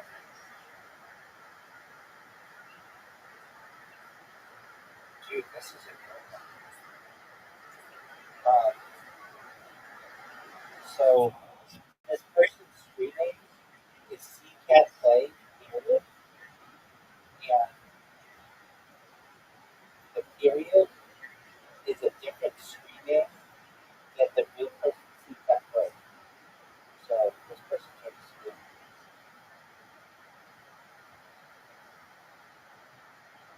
That's a good, that's a good one. So, like, this person's name, CCAT Play, their username with a period, but it's really hard to know that it's not the real person because, like, when it says like this is what you said, Discord. So like even I was like, oh, this is a pretty good stream, but I thought it was interesting that this person, like, they have some things named in their uh, about me, but it's like if you go to, I went to this person's Twitch and she's like, beware of scammers. I have a bunch of people who impersonate, and I can see why because they just take her name, then add a period to it, and then it's really hard to notice that because it's like when it says this is the very beginning of your legendary conversation with CCAP Play, period, it looks like that's just the end of the sentence. But in reality, it's part of their music.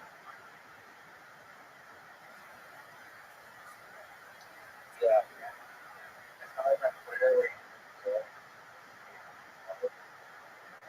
that's exactly right. Or there's no little check mark or whatever. Yeah.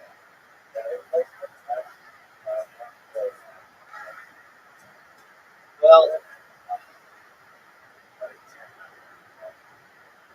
right, you used to be able to. Right, well,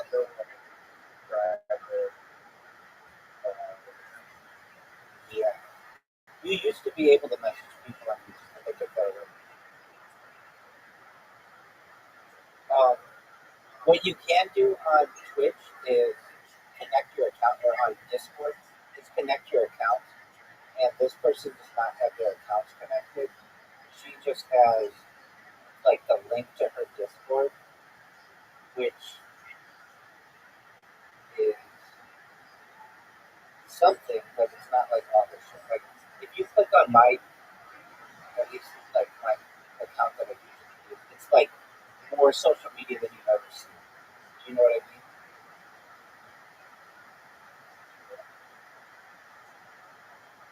So like they're all mine. Man, they could have gotten it. Uh,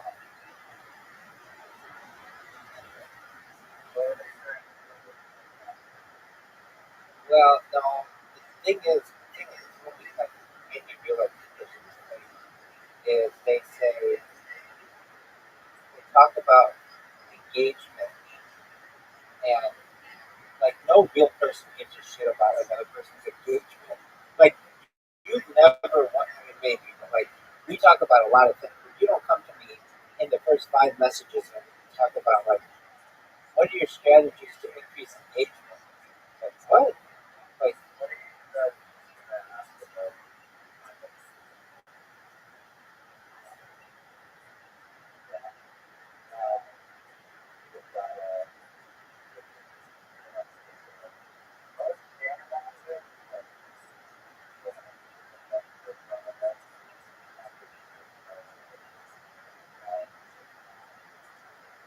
right? The English is usually just slightly off.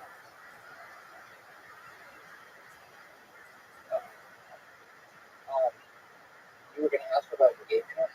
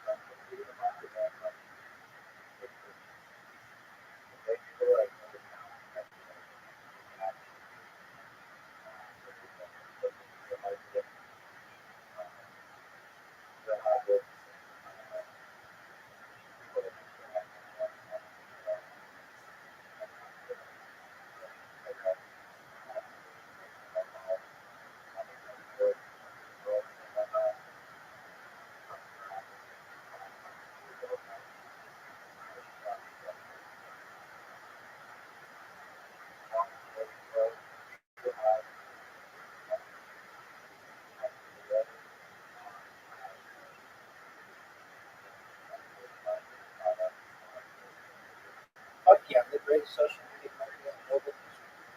Before I answer that, how many days do you think you spent in this Discord talking?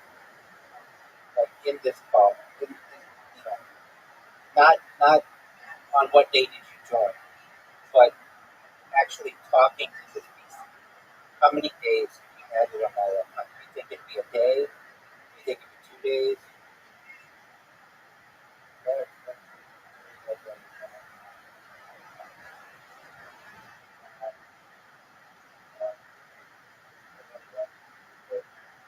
Incorrect. No way that you're at, but that's okay.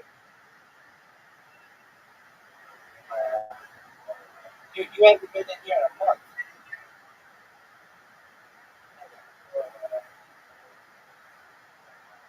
Sometime. Okay.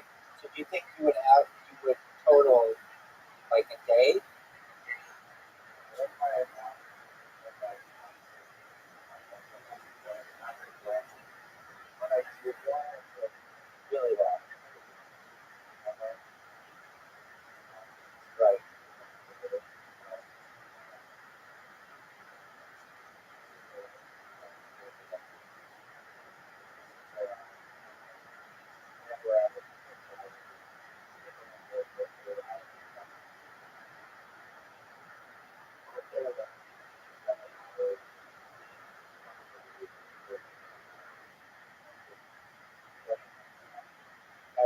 No one has time to do that kind of money. You've been in here 228 hours. No, 52. It's exactly nothing.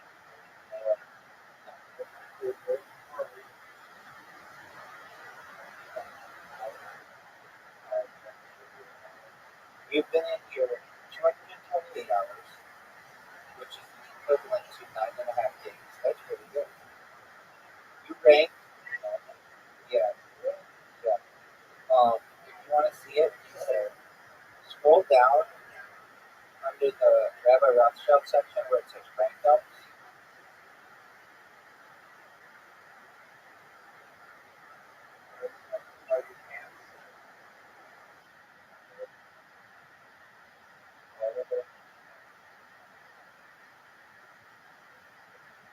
So you can just type in rank ups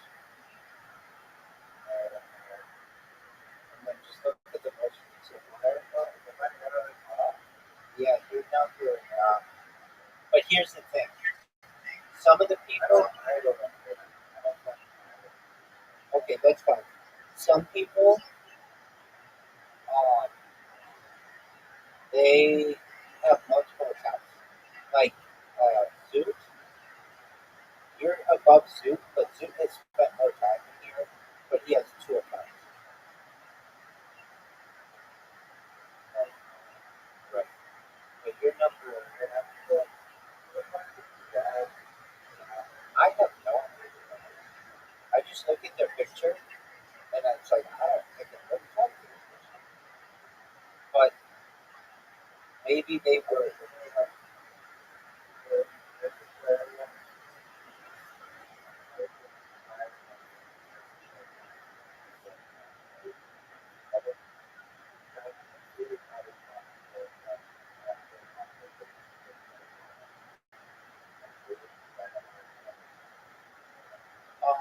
It would go top person looking like has the most discussion is actually probably Bobby, but she has two accounts. So she's number 6 and number 11. So if you add hers up, she's at like 600 something dollars. That's that's true. That's true. I think she's actually at three.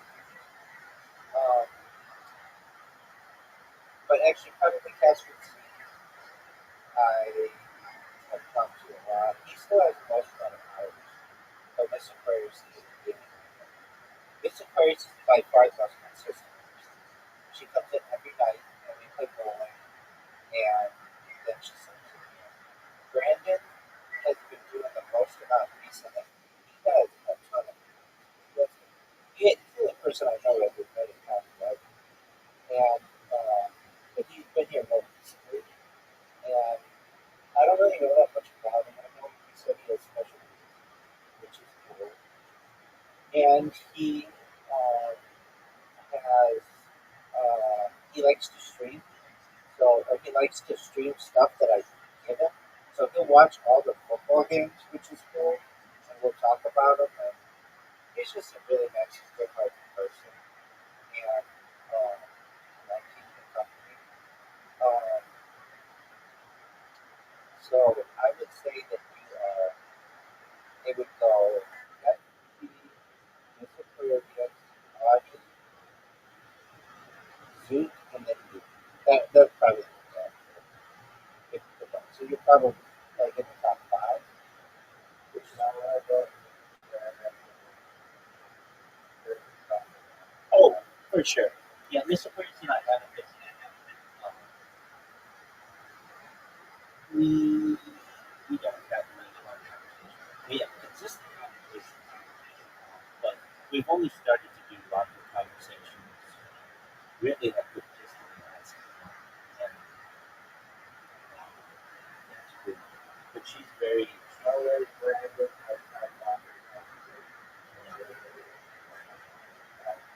Now, today was the first day that I had like a long conversation, and we just talked about football. And there was like a really good football game on Sunday night, a really good comeback happened, and we talked about that. And like, he just, I think he found me from Socialize, where a lot of people find me, and that's where this very from. And they come in here, and then I give them my spiel usually, and then if they like it, some people are like, "Can I just stay in here?" I'm like, "Yeah, that's what I do." And Brandon is kind of one of them. And but he isn't always in here. He like left for like 3 weeks or something in my effort. I understand that. I did talk to Caspian Sea. He's moving to like the Pacific Northwest. He says, I think for the limits and shit. Um, I'm not exactly sure. He invited me to join the server that he started, which I got into, and you had to be like, it has like 30 people, or no, it's like 60 people in it, but you had to be like, I don't know, you just couldn't join it. Like, mine's super easy to join. You get the link, you're 18, you come in. That's it. It's really easy. But his, you had to be like vetted, and then he didn't let me in right away, so I was just kind of stuck there. Finally, he let me in, and he had this little section that he said I could stream it. And I tried to stream in it, I really did, but for some reason, it just said, like, it wouldn't allow me to connect to it or something. Um, Actually, it said messages failed to load. I'm not exactly sure why it wouldn't let me share. But then I noticed, he's like, I let people say whatever they want, and like the moderators are really like, they're good people, but they're kind of off the ball or whatever. And I looked, and one of his channels had the N word, and so it's like, what? Like this just kind of seems classless. Like it was like a hard R too, and I said to him in a message like, I don't think that that's the best look for your this. Like I'm not saying he's classless, but why? It was like basically like somebody else's clips, and it was like I don't know. Let's just say John Doe's N-word clips, and and it was just like John Doe is a streamer, and he uses the N word, and so these are clips that he made himself or something. And so I messaged Caspian C saying, "Look, I'm having trouble streaming in your server, but I just want to make you aware. Like I'm sure you are that like somebody named the channel." And he's like, "Yeah, that's just a word that he says a lot, and it's kind of like an inside joke that like the moderators know about." And I left the server, and he asked me why. I explained to him that especially small servers, Discord has a policy that if you are in one and it gets banned, you lose your Discord account. And I just can't risk it. My account, like Discord, is where I have all my connections. And I don't want to risk that some asshole moderator in his Discord gets his server banned, that I lose my account. And he's like, no, I understand.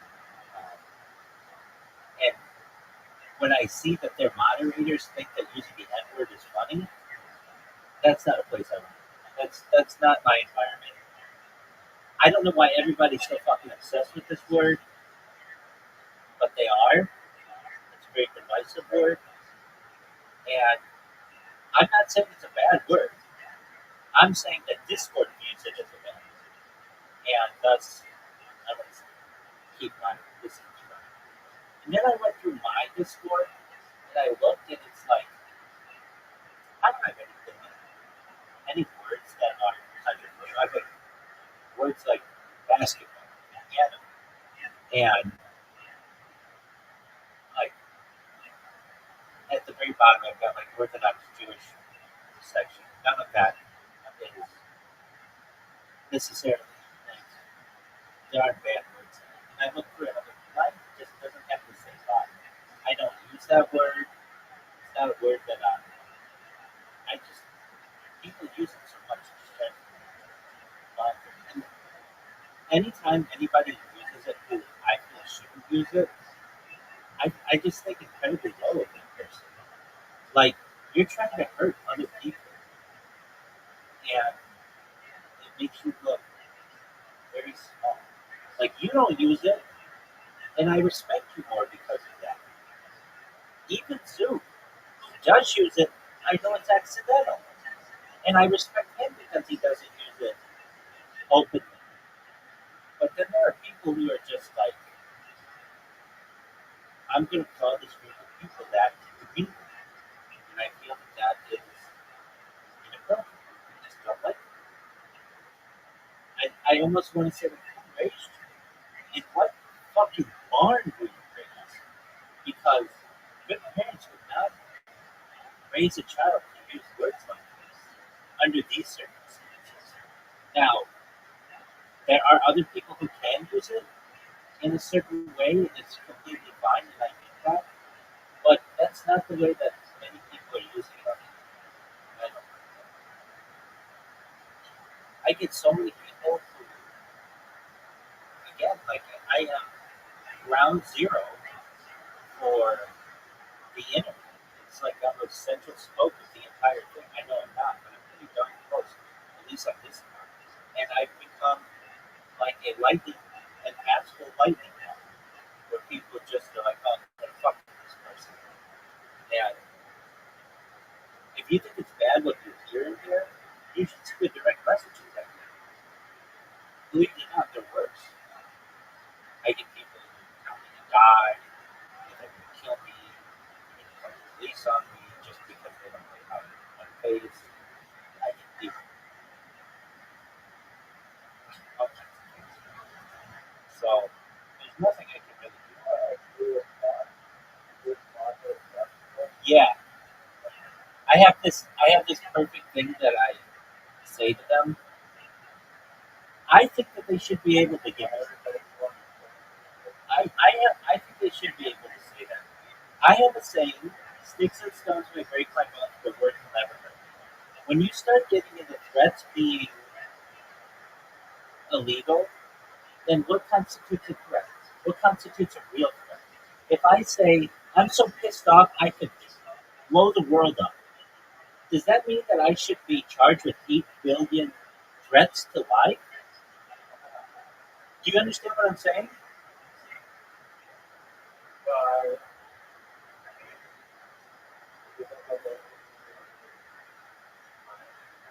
You should be able, if this country, in this country, Congress shall make no laws against freedom of speech, essentially. And that,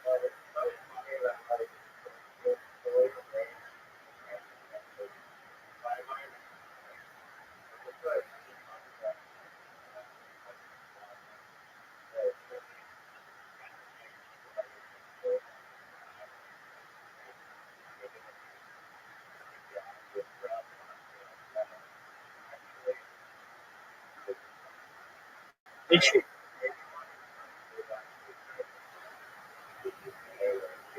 crazy, crazy, absolutely crazy.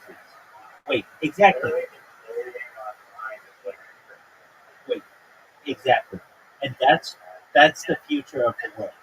And that's what I want to stay away from as much as possible. So, what's the difference between me saying I'm going to kill you and me saying I'm so what's the difference between me saying I'm so pissed off I'm going to kill you and the difference between me saying I'm so pissed off I could blow the world up right now and kill everyone? Should I not be charged with 8 billion attempted murders?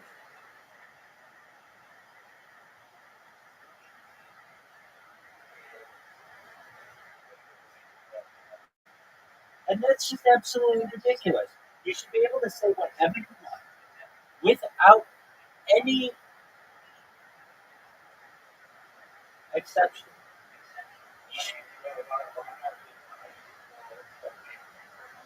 Wait, wait, if you do it,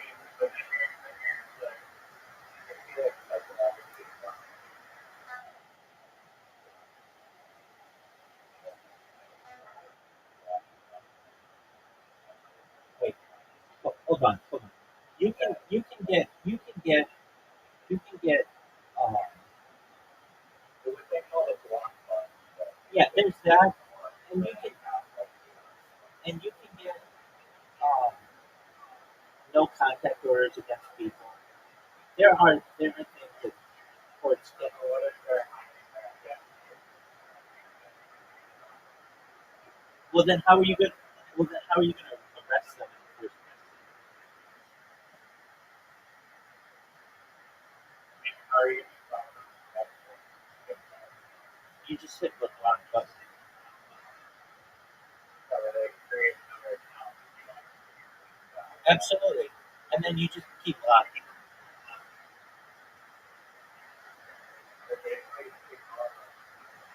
Wait, that's exactly right. You need to have thick skin, and you can't be such a pussy about it.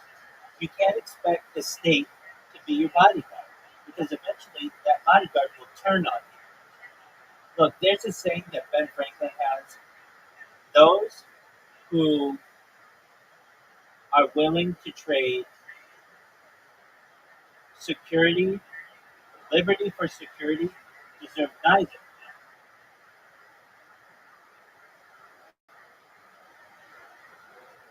It absolutely is. So you ask me, what do you say to people who call you Taik and Jew and I'm going to kill you or you deserve to die or kill yourself? I say the same thing to all of them. Either I ignore them or I say CSB. You know what CSB means? And neither did they. It's a cool story, bro. And if they say CSB, what does that mean? Say Google it. And then the first thing that shows up in Urban Dictionary is cool story, bro. And then it makes them look like a dumbass. Wait, it's not in Urban Dictionary. We'll get there. I could say, I could say you're J-U-R. I could say you're J-U-R. And that is an Urban Dictionary. Um, but I just say CSB. And sometimes people get it, sometimes they don't. Now, it would be another thing if I blocked them all, but I can't. And you know why? Because Discord has a limit of 1,000 friends and 1,000 people you can block. And trust me, over the course of the last year, I would have blocked more than 1,000 people. So I choose not to block them. Additionally, the real reason why I don't block them, this super annoying thing that when you block someone and they enter a video call you're in, this message shows up on the video call that says, John Doe just entered the video call. Do you want to leave? And that's cool if you're like a normal streamer or whatever. But I'm streaming on so many different devices that I don't want that fucking message coming up 10 times a day.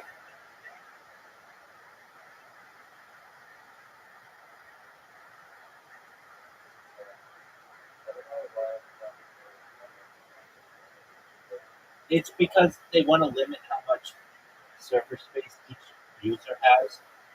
And that's why they don't let you have like 10 million followers. That takes up a lot of server space.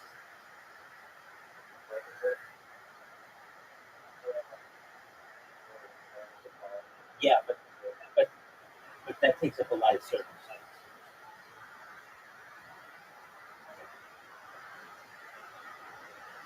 So Discord, in order to limit its costs, limits you to 1,000 friends and 1,000 people who you with their I'm not saying that I don't think that that should be expanded. They certainly don't have a problem selling out to some types of advertising or whatever, having a premium version. I get all that. But yeah, in terms of threats, you should be able to say anything to anybody. Because what you consider a threat is different than what I consider a threat. Sticks and stones may break my bones, but words may never hurt. I mean, let me just ask you this. Let's say you kill my child. Shouldn't I be able to say to you, if you have anything to do with killing my child, to make sure that you're executed?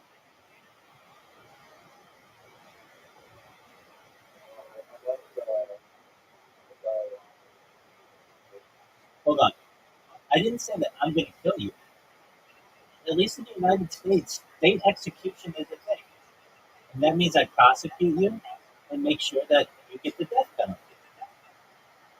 uh, yeah, That's exactly right. That's my question.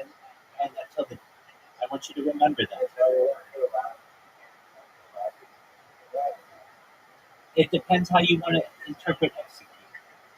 If you interpret execute as um, the cartel killing you, well then no. But if you want to define it as the state executing you, then yes.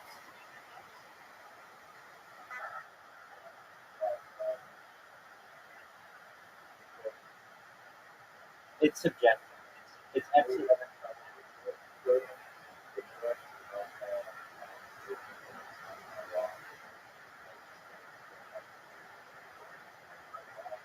Why do you have to say that? Why can't you just say what the state would do? Which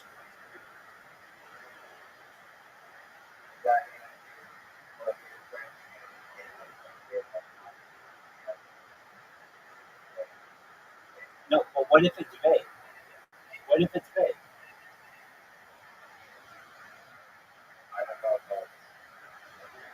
It would be up to a judge and jury. It would be up to a judge and jury. That's what it comes down to. But this is what I'm saying. These are words. You should be able to say them. They don't hurt anyone physically. Sticks and stones may break my bones, but words may never.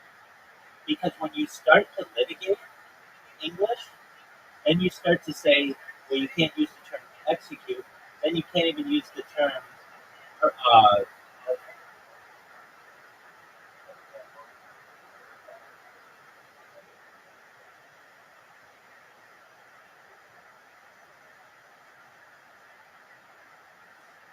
look, if you kill my kid, I should be able to say to you, I want to, I will do everything I can to have you executed. Or even if I suspect, if you killed my kid, or even if I suspected you of killing my kid, I should be able to say, I will do everything in my power to have you executed if you had anything to do with the death of my child. That's what any good fucking parent would say. yeah, I agree. And then it's,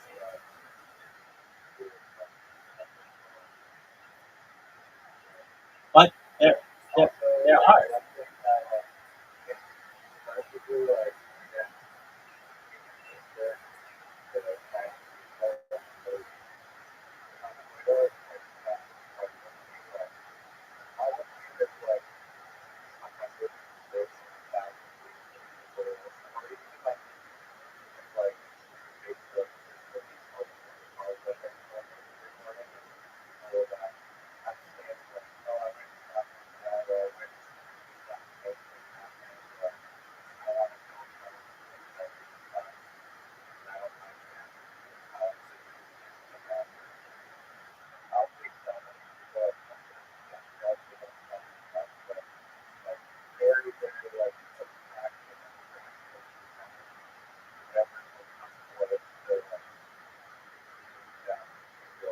That's true. And before the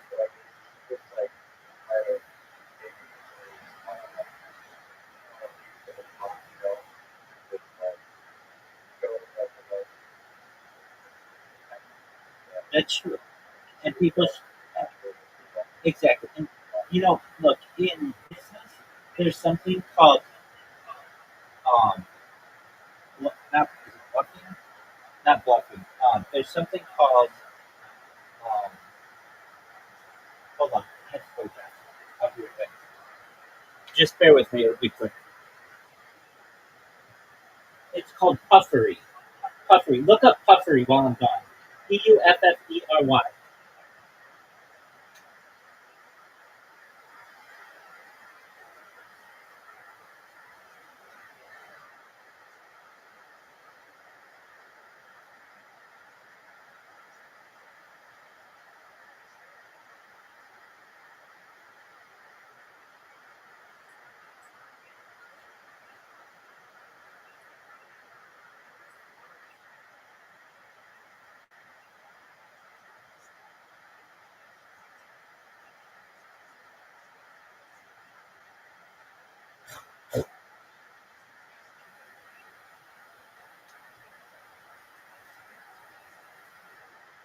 Right. Did you look up the term puffery? Okay. So basically, puffery is when you can use words to say, this is the greatest car of all time, or this is the greatest pen of all time. Okay? Exactly. Okay. So you can say world's best cup of coffee. Why can't you say, I'm going to blow up the world? I'm so pissed off I could blow up the world. Well, according to the law, that's a threat against 8 billion people. There should be something in the law that is the equivalent of puffery for threats, where you can just be so pissed off that you can threaten every motherfucker on earth, but it doesn't really mean anything. You're just pissed off. Does that make sense?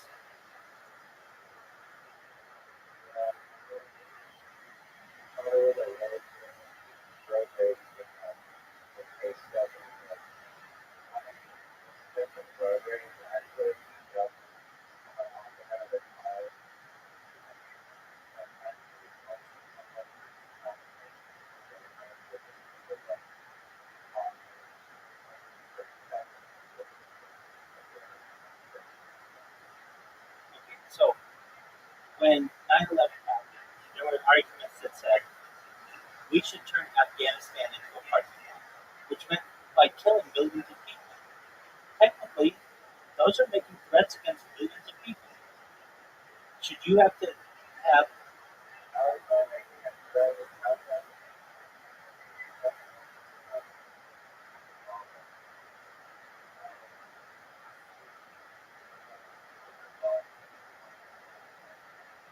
well, that implies that we're going to kill everybody.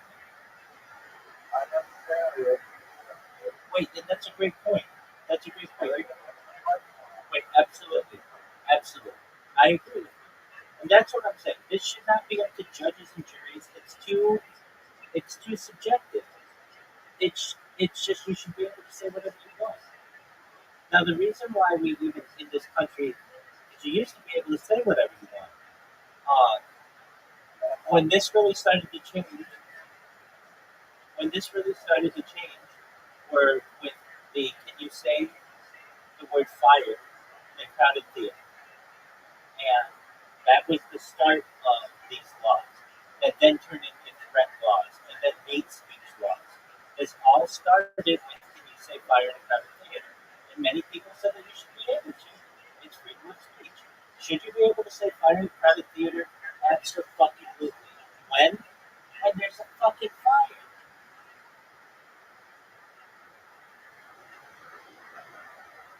Exactly.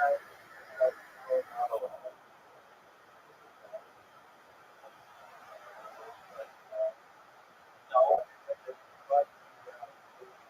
it's the idea that you could be prosecuted for this for saying this word because it can cause trampling and cause people to run out. But if there really is a fire, you should. And it was very strategically used to be able to avoid a road at the first moment. Because you used to be able to say whatever the fuck you want. And what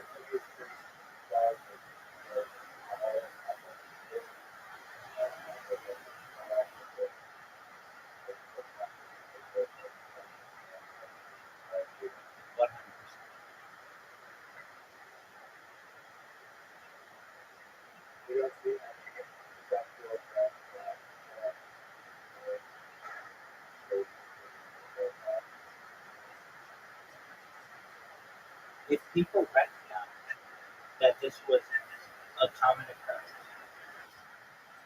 then they could say they just ignored it.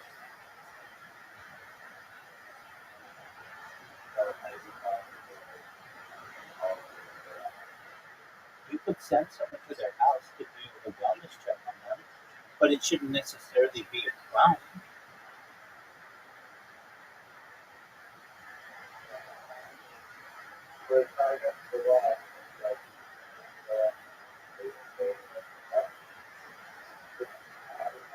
Okay, wait, that's fine. And then the next time that they call, we can say, there's that story of the little boy who cried wolf. If you do do that enough, people just start ignoring it. And in the same way with the crowded theater and a fire. If you yell fire in a crowded theater and there's no fire, everybody's going to run out of the building one time. The next time you do it, nobody's going to believe you. The social, the society will dictate what is to be believed. You don't need to get the government involved, or at least not prosecuting people. If somebody likes,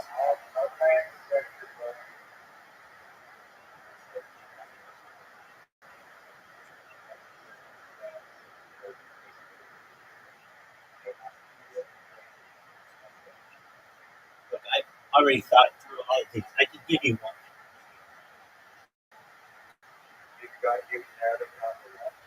No, it's the big one. It's the thing that started the national security state that we're in.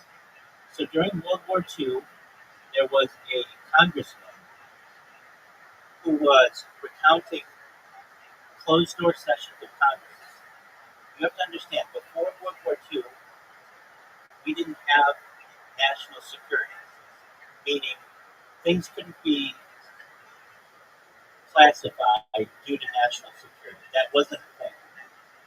And what he said to the press was those Japanese, along these lines, those Japanese don't know that our submarines are are are traveling at 100 meters under the ocean.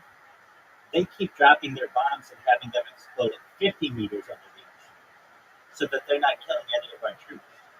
And the Japanese read this in the papers and started having their torpedoes drop at 100 meters, starting to kill American troops.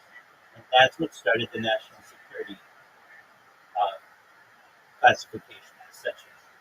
So now, whenever you want to talk about aliens or stealth weaponry or faster, Mach 2 or Mach 3 or Mach 4 travel, all of that is classified under national security. So what am I saying? Should that congressman, should they have been able to give away government secrets?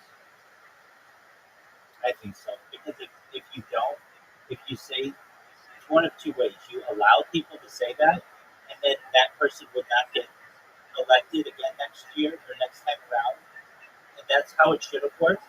Or you create the national security state where you can't learn about Jeffrey Epstein because it's a matter of national security. What do you mean it's a matter of national security? You have child rape here. It's national security. Do you understand what I'm saying?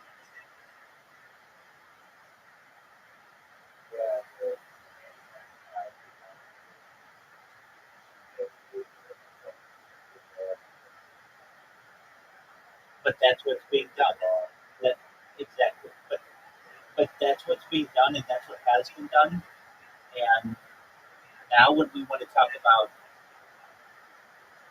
really important topics, the assassination of the 35th president of the United States, John F. Kennedy, on November 22nd, 1963, in Dealey Plaza, Dallas, Texas. We can't talk about that because it's a national security issue.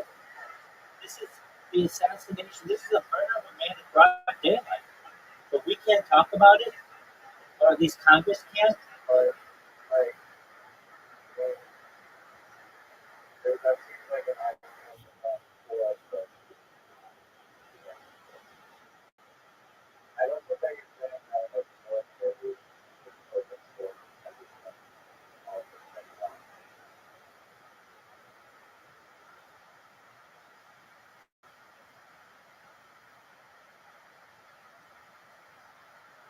I think you should be able to talk about whatever you want.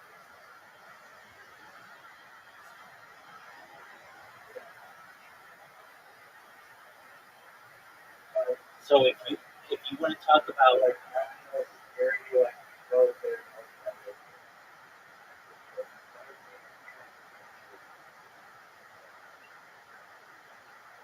to quote John F. Kennedy, secrecy in a democracy is repugnant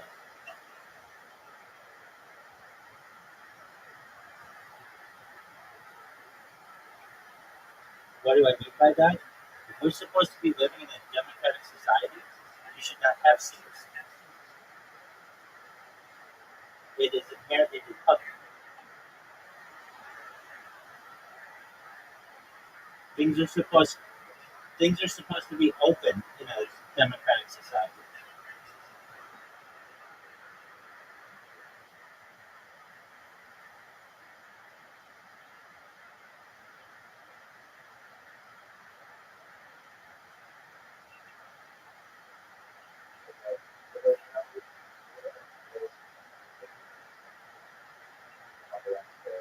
No, there are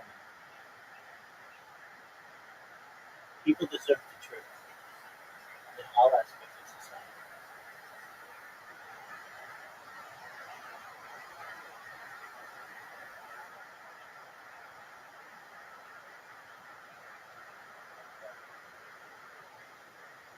If not, people will use whatever reasoning.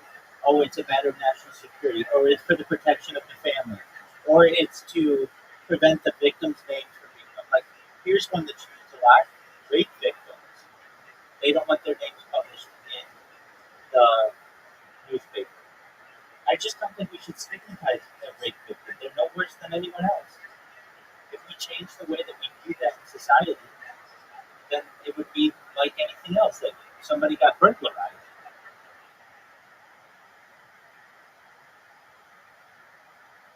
and I understand that it takes work, but I'm willing to work at it because if not, then you can say that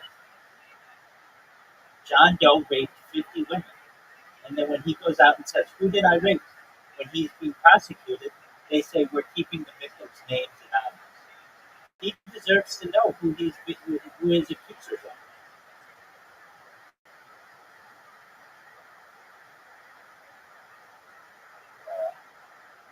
Look, I just say these things because yes, absolutely. So they're referred to as Jane Doe. Sometimes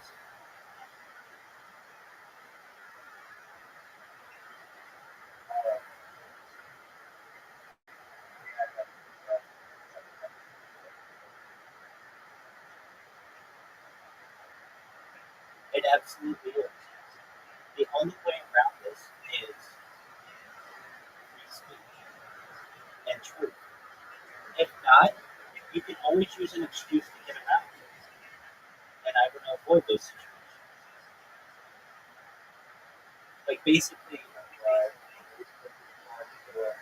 body cameras, live stream 24/7. They shouldn't ever be able to shut them off while they're on duty. No, and that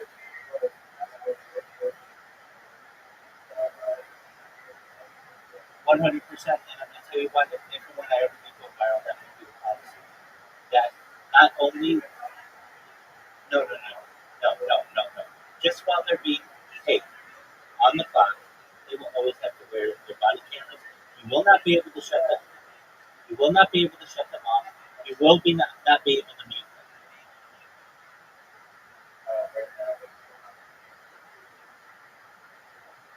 Mute them and cover them up. Yep. It would be you have to wear the one on your chest. You have to wear one on your back. That's 360 degrees.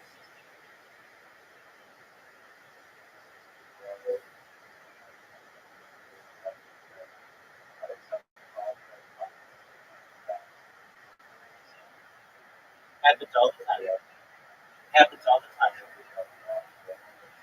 That's exactly right. They got locked in together. Happens all the time.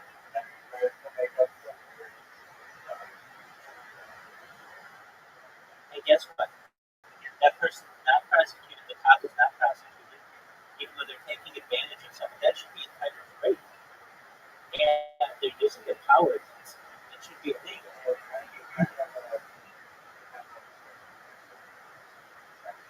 That's not consensual. That is not consensual. There's a differentiation in power that means that it cannot be consensual. It's the same, or it's the same.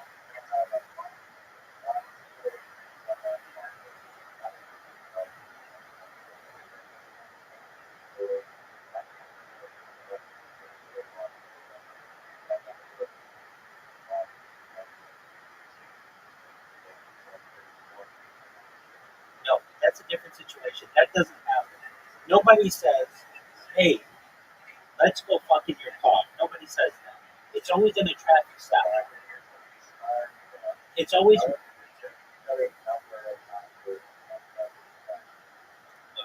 don't think these decisions are bad decisions that are being made by people, but I think those police are prosecuted, and guess what? They're not prosecuted. And the way it works in the United States, which is absolutely disgusting, is they can just go work the town over and continue working.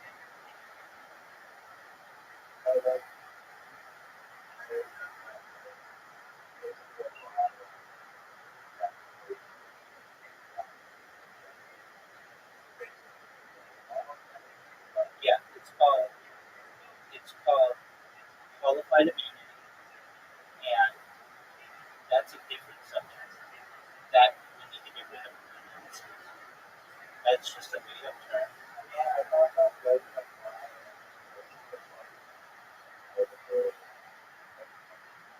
Look, that's a subjective term. That happens all the time. That happens all the time in qualified immunity. And not only can't you sue that cop, you can't sue the government. Yeah, that happens all the time. You'll have two black kids who are just sitting there playing basketball. Some cop comes up to them, says, "Hey, let me see your ID." The black kids say, "Why? We're just playing basketball."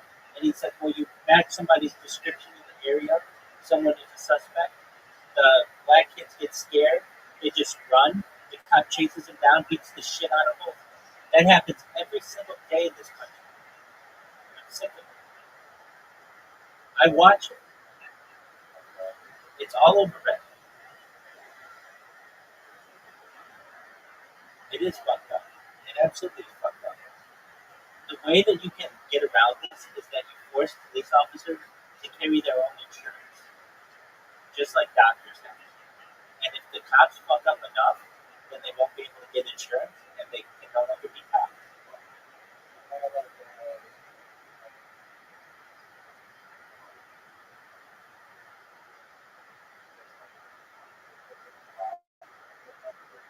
You become cheap.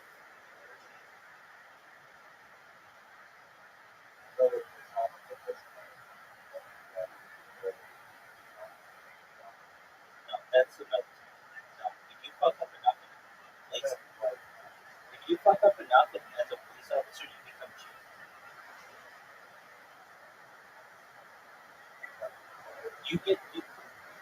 They promote the worst people to the top.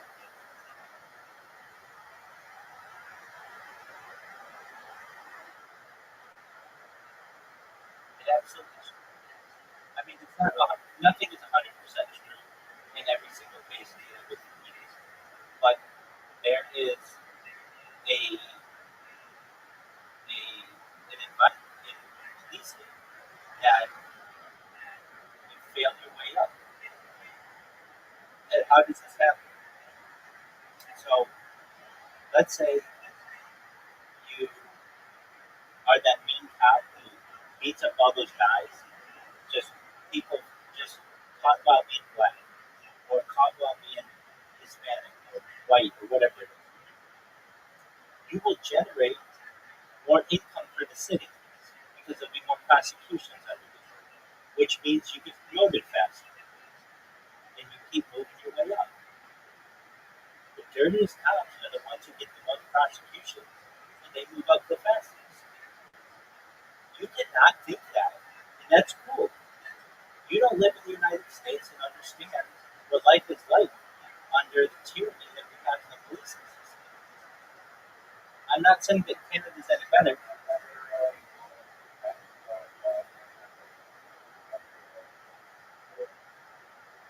That's how it works, though. When these guys want to get promoted, it's how many people have you, bad guys, have you taken off the street? And a lot of times these people aren't bad guys. And these cops just are bullies. And so they get promoted, and they become a lieutenant, and then they become a detective, and then they eventually, move up to lieutenant, uh, captain, and then eventually into um, assistant chief, and then eventually the chief, because they're the ones willing to quote unquote take the bad guys off the street, but in reality, they're just breaking up families unnecessarily and taking children away from parents. I mean, there are situations. I mean, a cop sees a kid on the bike at 6 o'clock p.m. He stops the kid. Where are you going? The kid's like 10 years old. I'm just riding my bike. Where do you live? 123 Main Street. He goes to the 123 Main Street and he arrests the mom for child endangerment. She says, "What do you mean, child endangerment?" He says, "Your child it was 6 p.m., which isn't past curfew or anything, but was riding their bike unattended. And you were, that's putting your child in danger in the United States." She's going to say, "That's how kids play." But the cop has a right to be able to put that mother in jail. And now that kid doesn't have a life. He's a foster kid. But guess what? The cop gets a promotion because he was willing to get either these ruffians out. It absolutely is. It is. I saw it. I've seen it on a Reddit post not long ago. There's a kid who went to the store every day, every day in the United States. Did it happen 50 years ago? No, that was just noticed kids playing. No, what this mother did, she had her child. It was 3 o'clock in the afternoon, uh, and the kid went to the store for the mom to get some milk. The store was like 2 miles away. The kid was like 11 years old, and the cops just followed the kid home and then arrested the mother for child endangerment.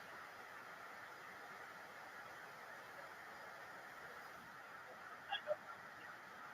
That's another issue. This stuff gets really secretive, and it's not made public, and the records aren't made public.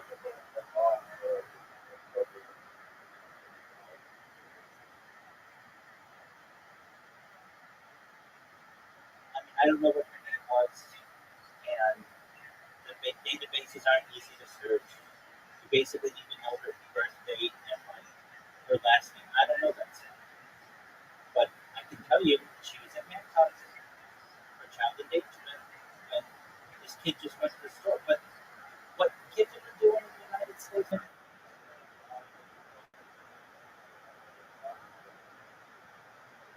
it's an argument that it's child endangerment. Let's look it up. Can kids walk unattended, or is that child endangerment?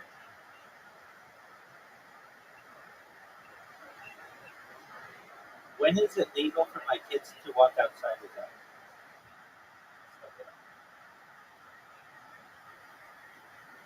Kids walking unattended, whether allowing the child to walk unattended constitutes child endangerment depends on the specific circumstances, the child's age and maturity, the location, the time of day, and the laws of the jurisdiction.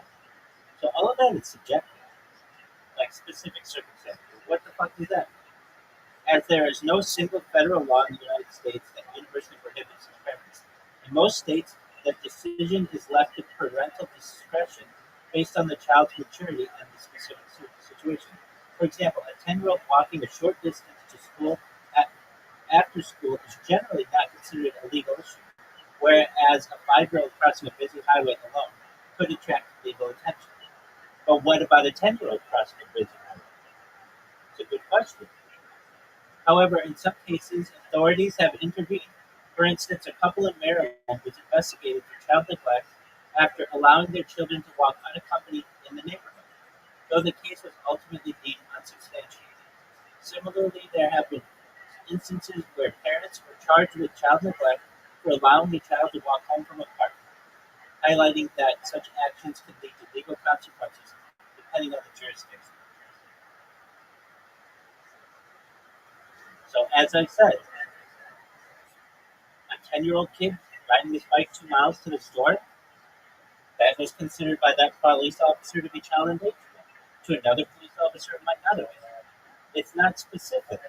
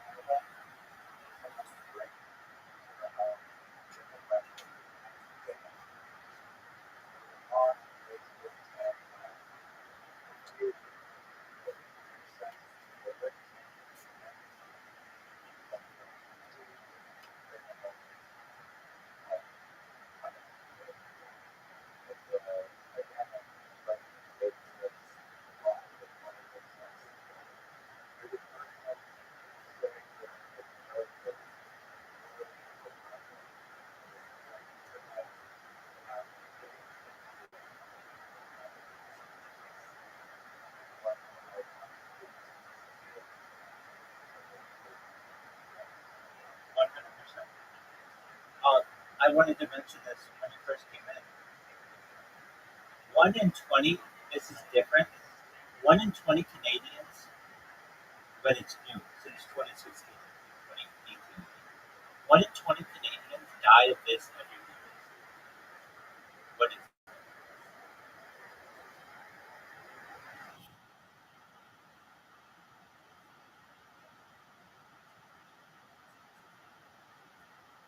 you want to guess?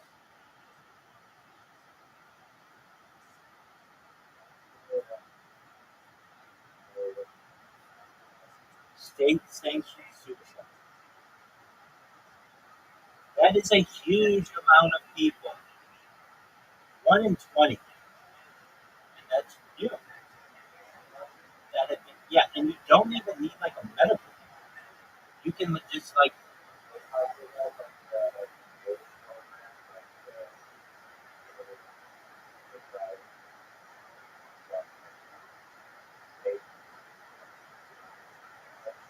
you can say that you don't feel happy in a given day, and the state and that you want the state to kill you, and they can't.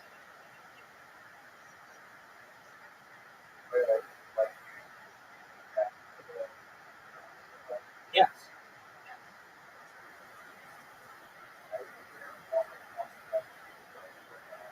I heard it on Joe Rogan last week.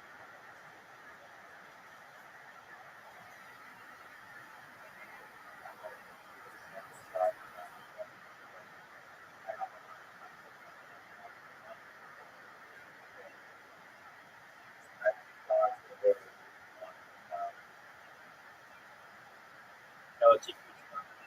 It's not talking about it in Canada. Actually, Joe Rogan talked about it.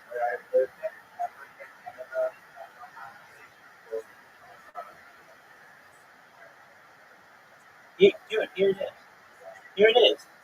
It's 5% of all deaths in Canada in 2023. That's 1 in 20.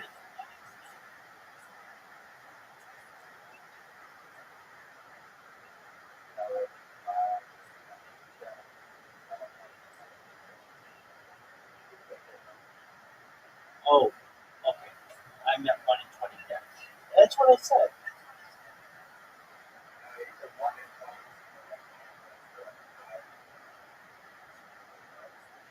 Oh, apologies. Okay, if I said it that way, I did not mean it. Okay,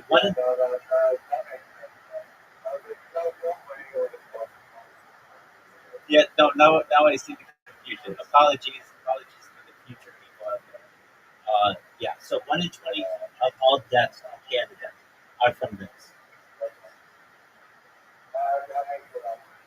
That's a huge amount.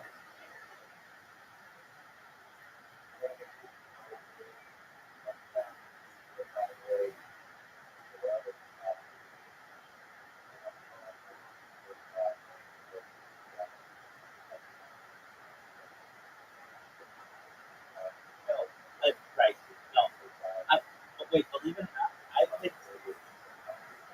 I think you should be able to do that.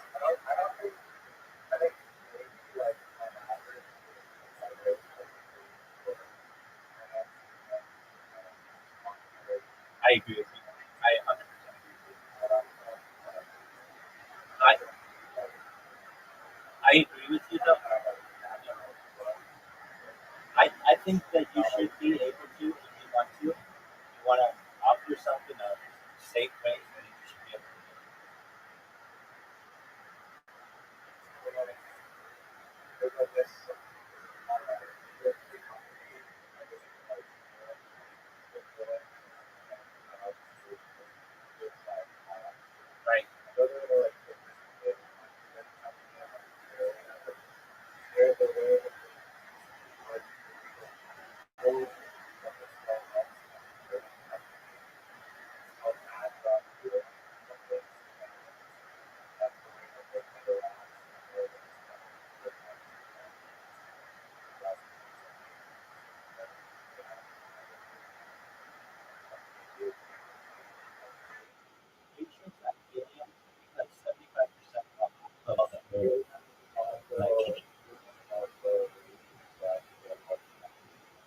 but 75% of all of the air is nitrogen.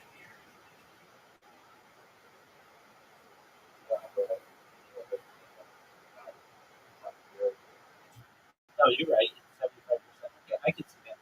If it doesn't have oxygen inside of it, then you're just going to die. I get that. Okay.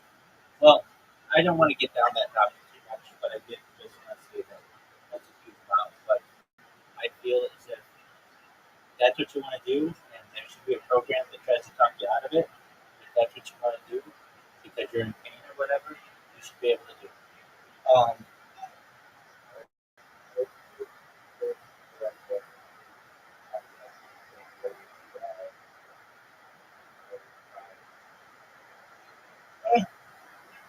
I agree. No, I absolutely agree. There should be a checklist. You should have to go through some things, But if you want to, that's your choice, and you should be able to. All right, well, we covered that. We covered free speech. We covered sports, but I still have things to say on sports, and that would be the drafts on sports. That's the big thing that's really, and that's really interesting. So there was one this year that was great. The NBA is the biggest joke of the league, and it has been. And okay, so the 1985 draft is like the most talked about one that's been rigged. So you had this really big, great player out of Georgetown named Patrick Ewing, and the league wanted him to go to the biggest market to New York, but New York didn't have that good of a percentage to be able to get him. So what they did is they did this thing. You can actually watch this. It's on YouTube where those big drums where they have like ping pong balls. You know, well, wait. No. They would do that in later years. But instead of putting ping pong balls in there, they put envelopes in there. And what they did was they froze one of the envelopes allegedly so that it was really cold. And so when they went in there to pick up which one would go to New York, all they had to do was feel for the cold one, and that one was the one that knew was going to go to New York. Does that make sense?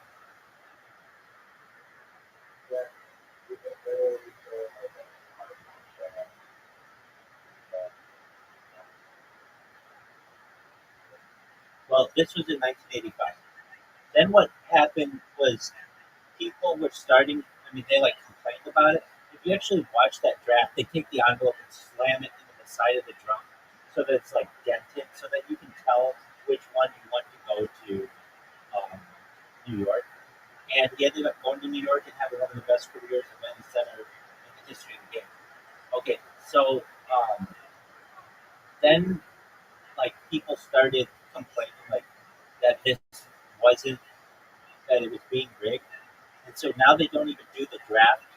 Well, then they did the draft with little ping pong balls, but that can be rigged as well by putting different air in the ping pong balls. Like you can put a little bit more helium in some of the ping pong balls, and they'll rise to the top more. I mean, there are all kinds of ways that I find it really interesting to be able to do this. And so um, then people started to keep.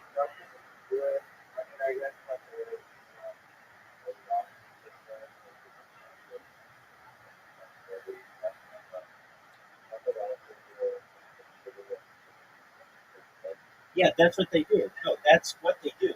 But to make sure that the shittiest of the shitty teams that they want, but maybe it's a big market, gets the right player, they the way that they do it is they say, all right, the worst team is going to get 50 ping pong balls. The second worst team is going to get 40 ping pong, or the worst team is going to get 20 ping pong balls. The second worst team, or it would be the worst team will get 32 ping pong balls. The second worst team gets 31 ping pong balls. The third worst team gets 30 ping pong balls. We're going to put them all in a hopper, and then we're just going to draw from that. Does that make sense?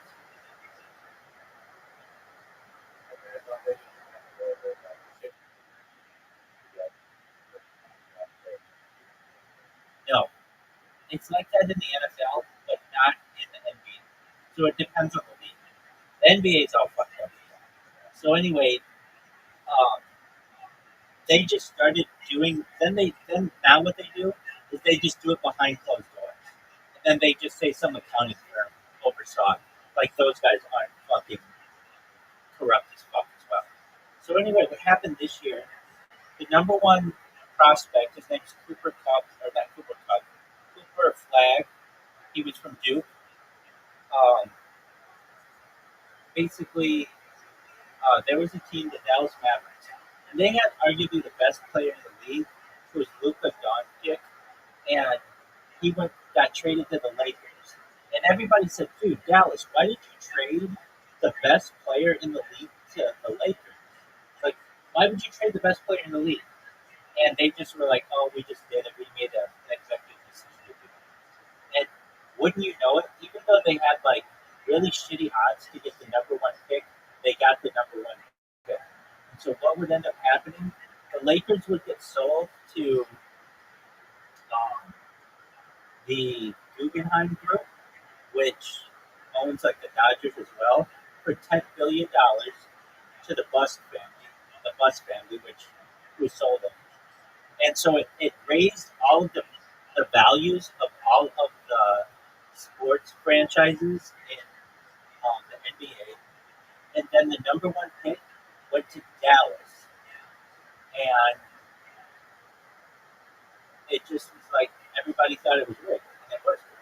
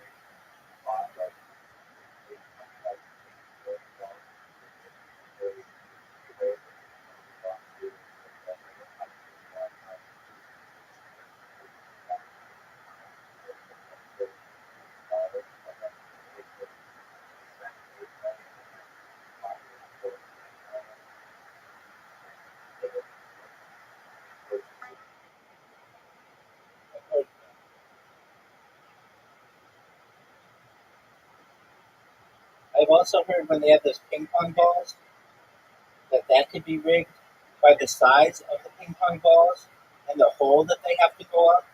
And I heard about somebody who rigged it like a lottery organizer. Like basically, they ordered these ping pong balls, but the only balls that would go up into the hole were like a little differently sized than the big ones, and or like yeah. So they were like big ping pong balls that were the normal size, but they would not fit through the hole. They made the hole a little smaller, and the only ones that would go through were a little bit tinier ping pong balls, so that all of the ping pong balls went in the right order. Did you ever see the McDonald's HBO documentary, uh, McMillions? Dude, that one's super interesting. Do you know the Monopoly game that they play at McDonald's?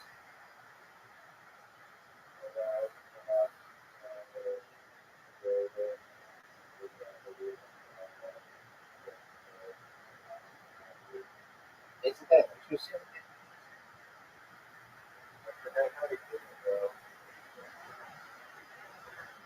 Yeah, like basically it wasn't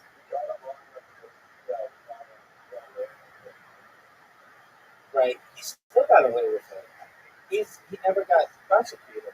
He lived in a really nice house now. So basically, what happened?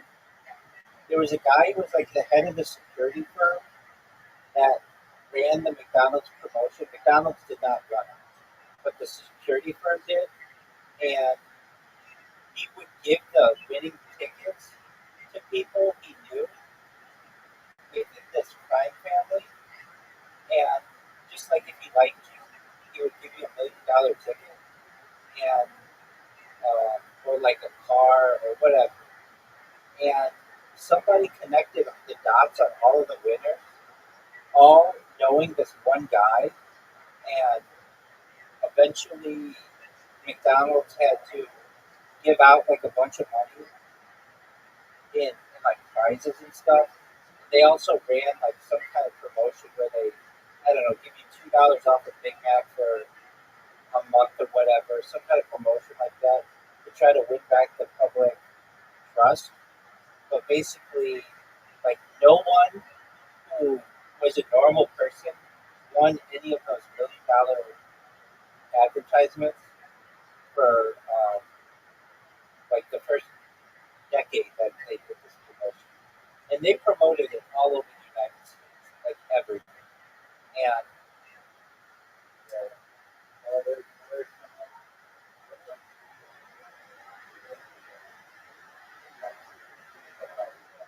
yeah, yeah, the Pepsi boys and the Harrier Jet.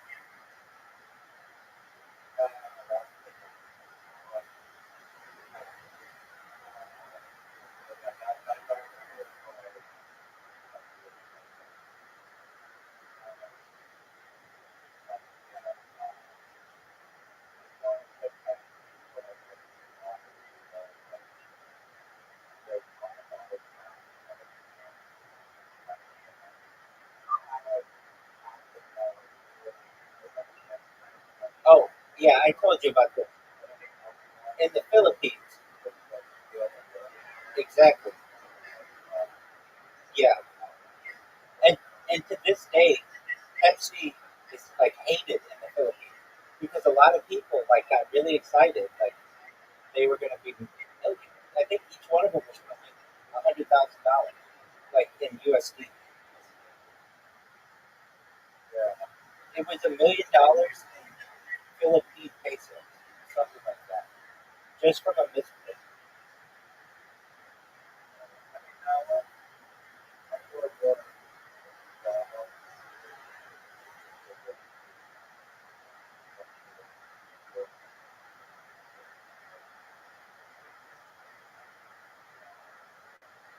I think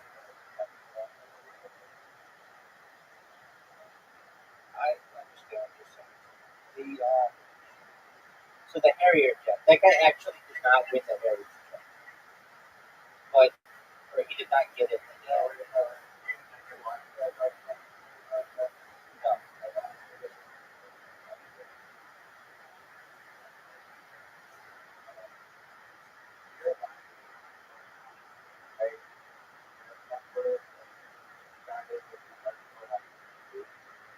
so Pep, Pepsi ran a promotion called Pepsi Points, and you could, if you had 5 Pepsi points, you could get a hat and all kinds of things. So, the,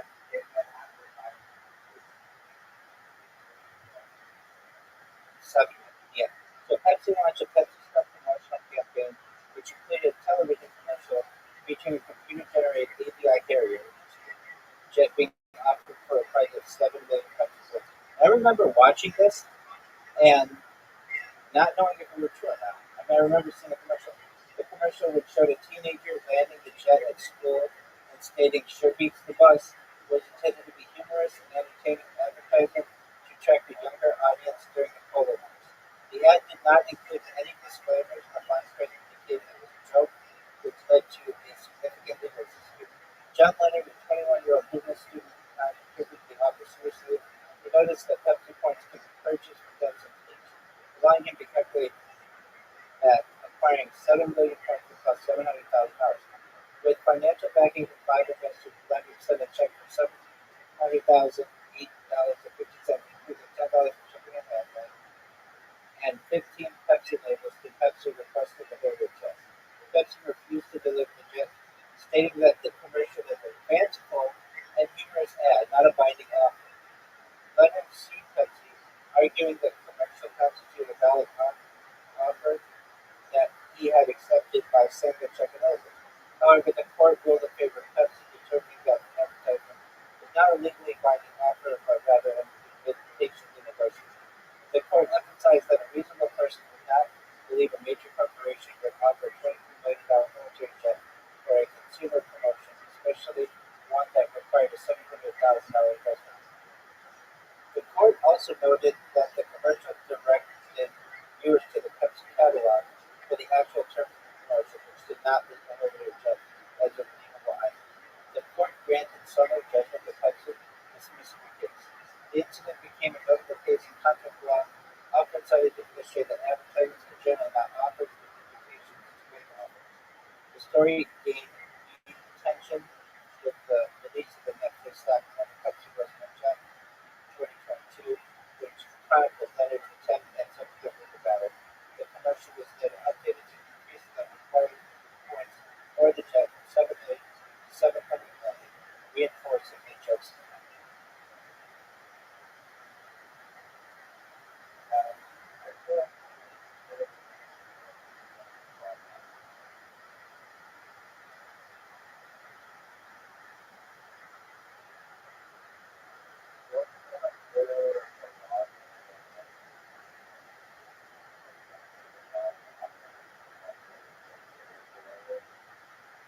He said that it was, the court said that it was just an invitation to negotiate.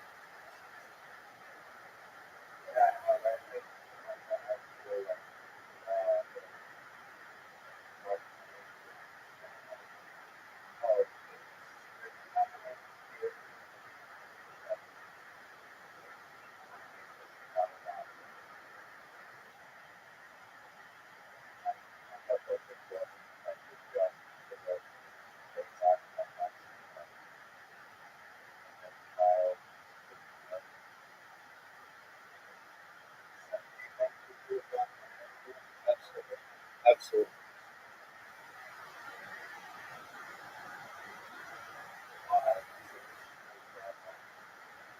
Yeah, it,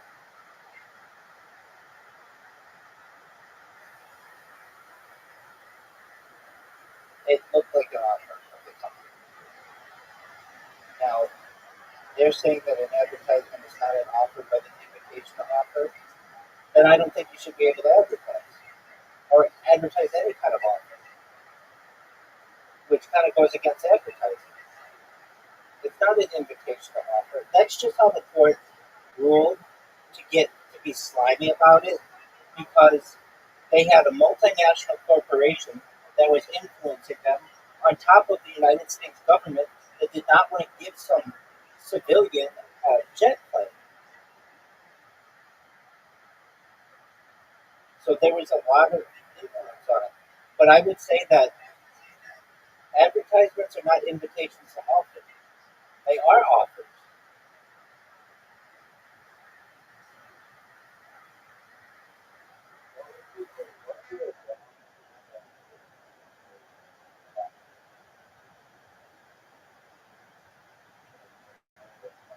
Yeah, I mean,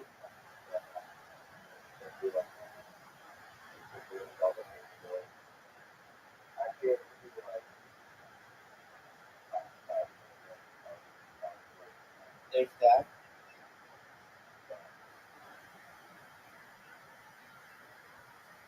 To me, it was really stupid of the Pepsi company to have that advertisement and not think that somebody would pull that shit up. Because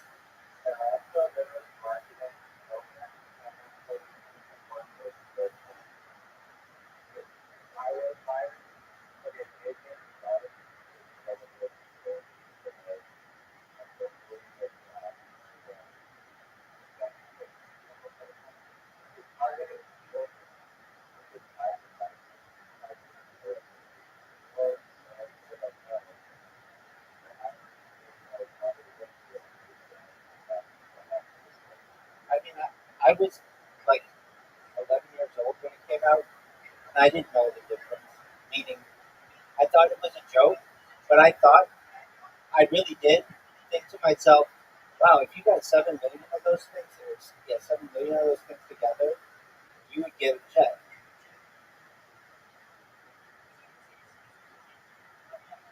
And the reason why I thought that is because it's in the advertisement.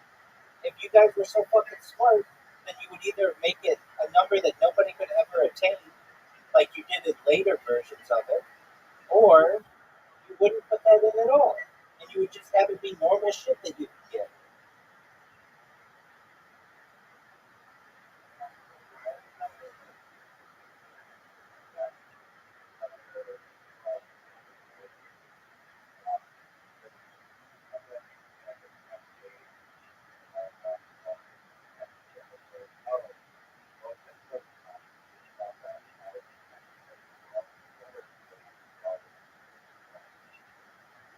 Right. They just use legalese to say that it was an advertisement is not an offer, it's an invitation to offer.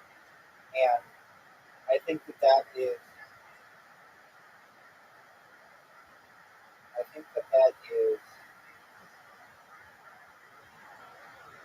legalese. I think that is uh, just a way to sneak out of it. Because in reality, advertisements should be offered. If they're not, then you shouldn't be able to advertise. Because we could just say, like I don't know if this is right, but I'm just trying to think of an argument, or like think of a, no, no. But I could say Toyota truck we're selling for $10 on my car lot. Come down to my car lot. We've got unlimited to- uh, Toyota trucks. And then you come down there and you're like, hey, you got Toyota trucks for $10.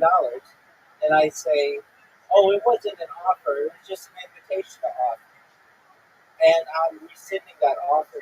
I'm rescinding that invitation or whatever. Or I'm rescinding that offer. Well, now you wasted all your time to come down here. And to me, it's kind of a bait and switch.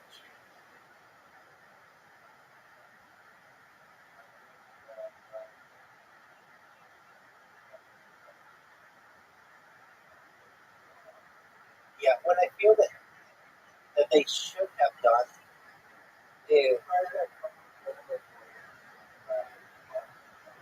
well, so that's the thing. At the end of the day, Coke and Pepsi are not enemies. They're actually allies. That's why they don't go up against each other anymore. They used to they used to go up against each other, and they would be like, "What's better, Coke or Pepsi?" and all that other bullshit. Notice they don't do that anymore. They don't attack each other in ads anymore. And the reason why is that they're basically both owned by the same people. So they're owned by hedge funds, like Berkshire Hathaway owns like 50% of Coca-Cola stock for Nikola Lumley. And Pepsi's owned by, basically Frito Lay, they own all that shit. But basically, like, they're owned by hedge funds. But these companies say to each other, look, if we have them battle with each other, we're just going to hurt the market because people are going to say, I don't want Coke because it's unhealthy or it's too sweet or too expensive. And I don't want Pepsi because it doesn't taste good or because it's too sweet or too expensive or whatever. And then people aren't going to use the products at all. So we'd rather have them, we'd rather not shit on each other and make sure the market remains strong than to attack each other and weaken the market. Does that make sense?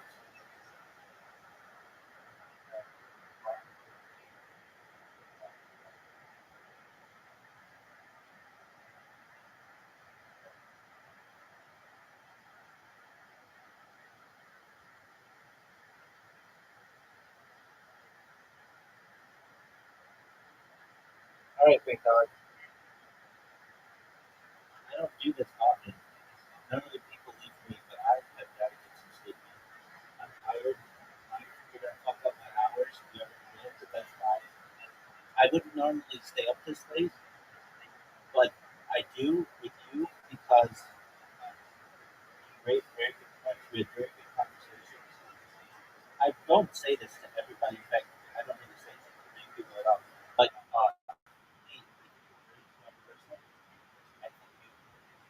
I think I know you're a very funny person. Those are two things that are very like I enjoy speaking with you, and I think you ask very good questions. And I think in the future, when people study the conversations I have with people, they'll very much appreciate my conversations with Zoo, all the things that we delve into the human mind. But they'll really like yours for the questions that you pose, especially like like what would be a good business idea, or how would you market this, or all that other shit. They'll love that. So you should know that that's going to be big. Um, Before you go, absolutely do. 100%. Do you have the kick out?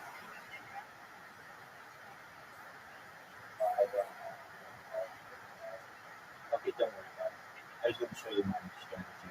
No big deal. All right, big dog. Go ahead.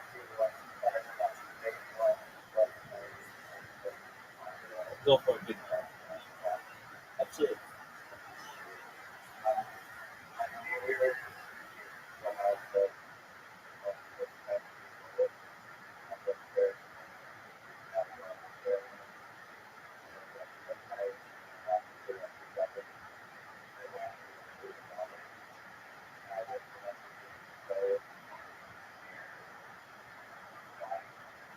Word, dog. Those things are scary as fuck.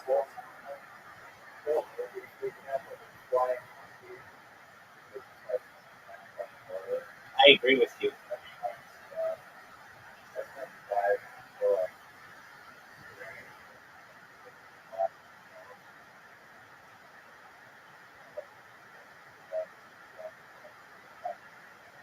Yeah, I mean, I don't know about those. I hate that word.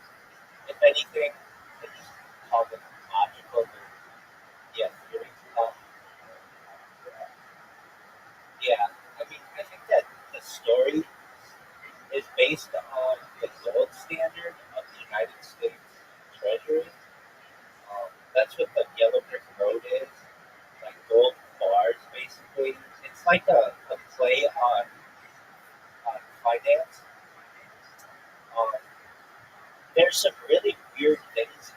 If you've ever listened to Dark Side of the Moon, I don't know if you know that album, but if you start Dark Side, if there's like this thing, you start Dark Side of the Moon and Wizard of Oz at certain times, it becomes like a Dark Side of the Moon becomes like a soundtrack for the Wizard of Oz, and all these weird correlations happen that are really freaky, and they kind of go freaky out. Then that movie was really big because it went from black and white to color when color was really rare, and um, the idea that it deals with the rich and like multiple riches is weird, and that there's a guy behind the curtain that's weird. That book is now in the public domain, so that's how Wicked can get made, and technically, like Disney could make that, even though it's traditionally not.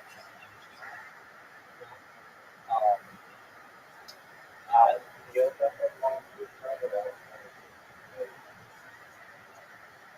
yeah, those yeah, those monkeys freak me out as a child. And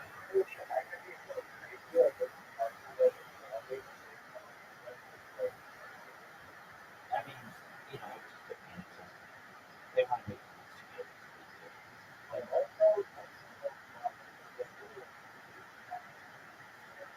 yeah, the Munchkins. Yeah, that's weird. Yeah, also the use of the color green. Green is like, well, this is before the CIA, but the green was seen as a color of intelligence.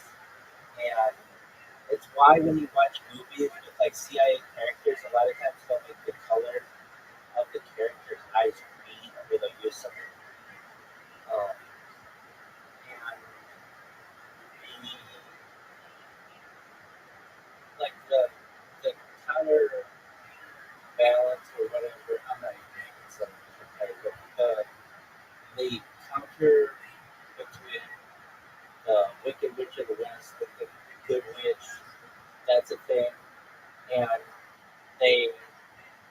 basically, like just using a few sets really make you think these characters move in like a long way.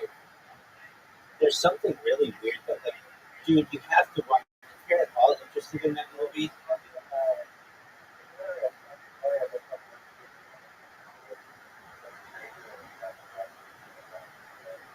oh yeah,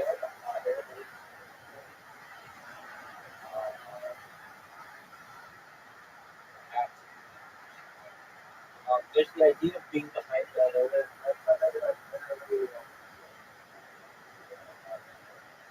Okay, yeah, there's something behind it. The idea of the person behind the curtain that's supposed to be like the people who control the money system, and that's why there's like a full brick road that travels to them, and um, there's like the idea that's very psychological with the three sub characters being like not having a brain, not having courage, not having heart, and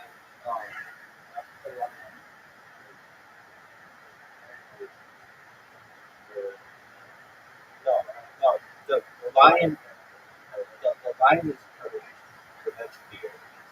The tin man is a brain, and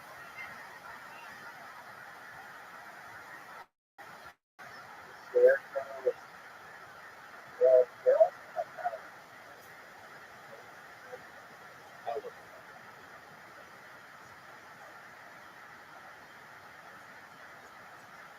and also like the use of those red movie slippers. There was something towards that, like why they weren't originally ruby, but they showed up really. They were originally silver slippers. That's right. And silver and gold were supposed to take you to like the like person behind the money system. But silver did not. Silver did not show up as well as red did. So they made a movie. Uh,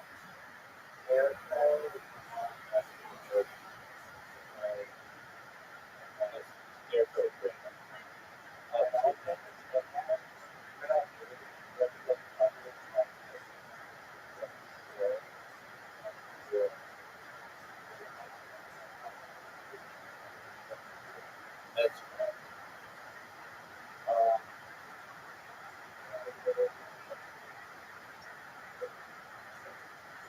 yeah, and those. Oh, and there was. Wait, wait. There's like a. If you watch that movie, there's like a dead munchkin, like hanging from a tree,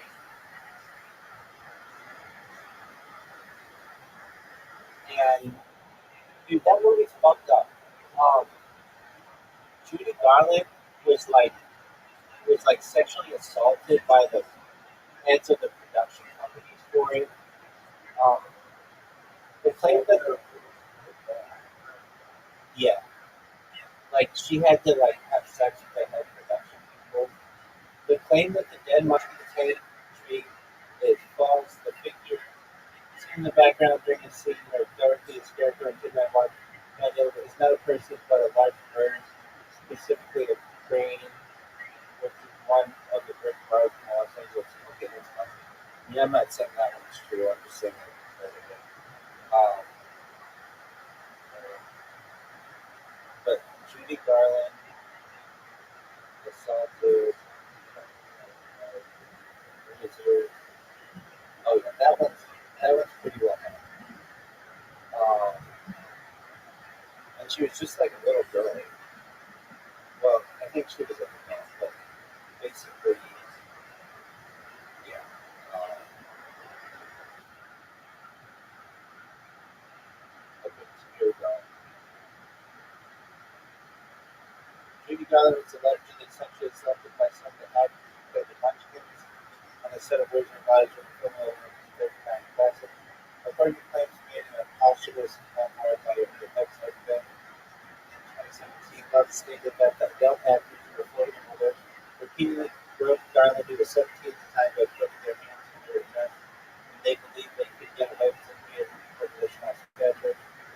investigations are supported by Garland's romantic 67 interview with Jack Hart, in which he described a bunch of different letter drops who were often victims by police. It claims that there were other people who did this too. I mean, she's a beautiful woman.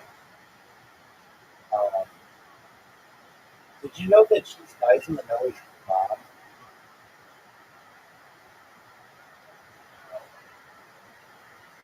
Yeah, girl. Um, she was. And there was like a Judy Garland um, museum in Graham in Minnesota, and she had that pair of her shoes there, those one slippers, and they got stolen. And that people are obsessed with them. And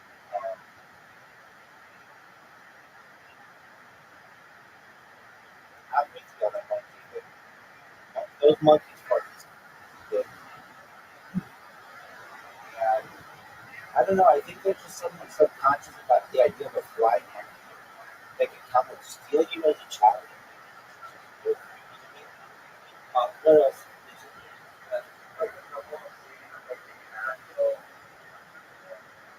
Right. And um, it, there's something to that story that it was based on eyewitness.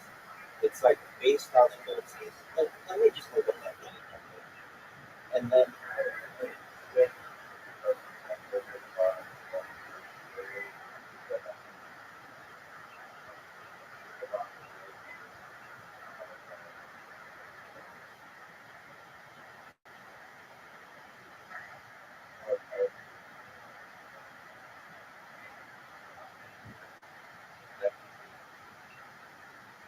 okay, so Richard Ross did the story of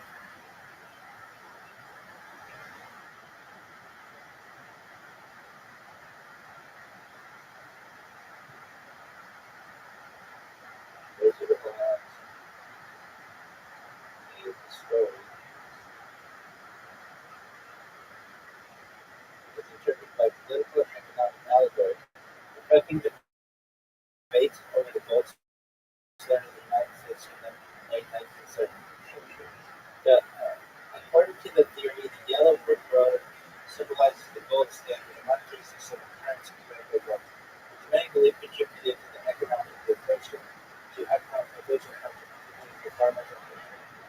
The Emerald City, destination of the Washington D.C., representing the nation's capital and financial system, with a green view symbolizing money and greenback for the country. The story's characters are often seen as representatives of different groups, yada yada yada.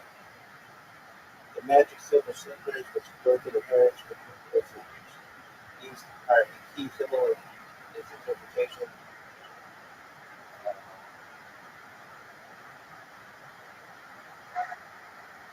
Oz, they say, itself is interpreted as an abbreviation for Oz. Uh, I mean, at least in Hebrew, Oz means power. I agree, Doc. Did it. Take care, my friend. Sweet dreams.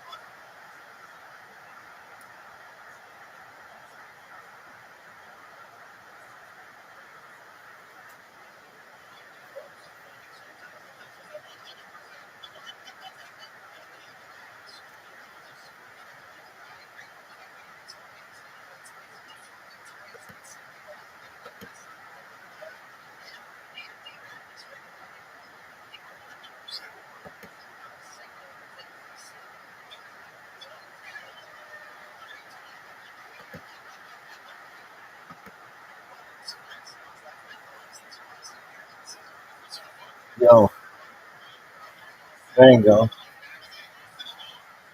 Okay.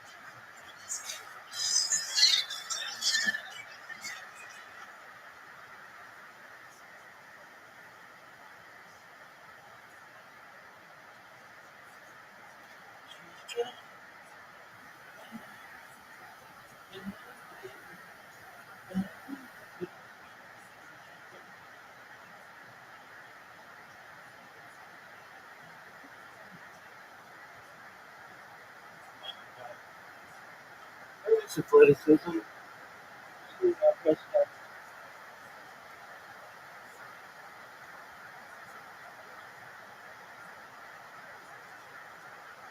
She's just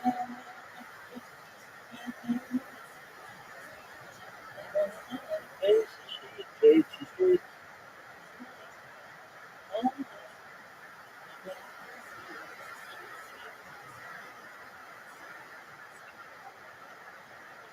Yo, what up, man? Yo, OG, how you doing? How you living, Big and Small?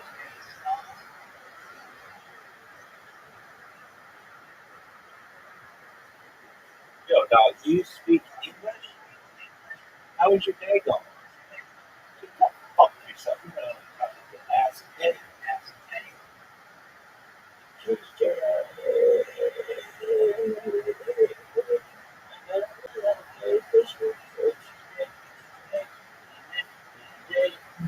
I think the devil to replace us. She's Jay. She's Jay.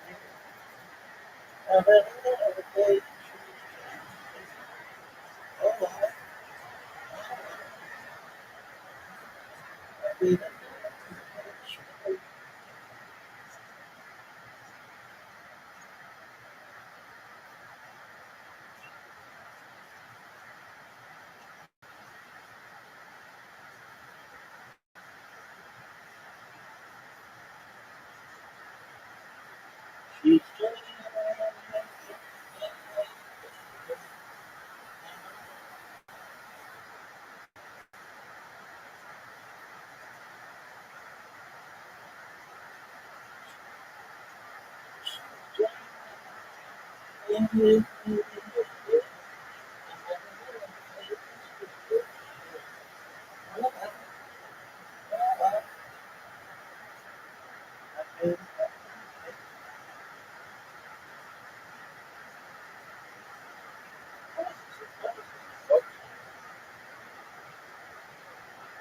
are your thoughts on your friend? Well, we need to try to. I'm pretty disappointed that we could have put him on. Just put that motherfucker on injured reserve. So who's getting ass? Can't like, obviously not the guy.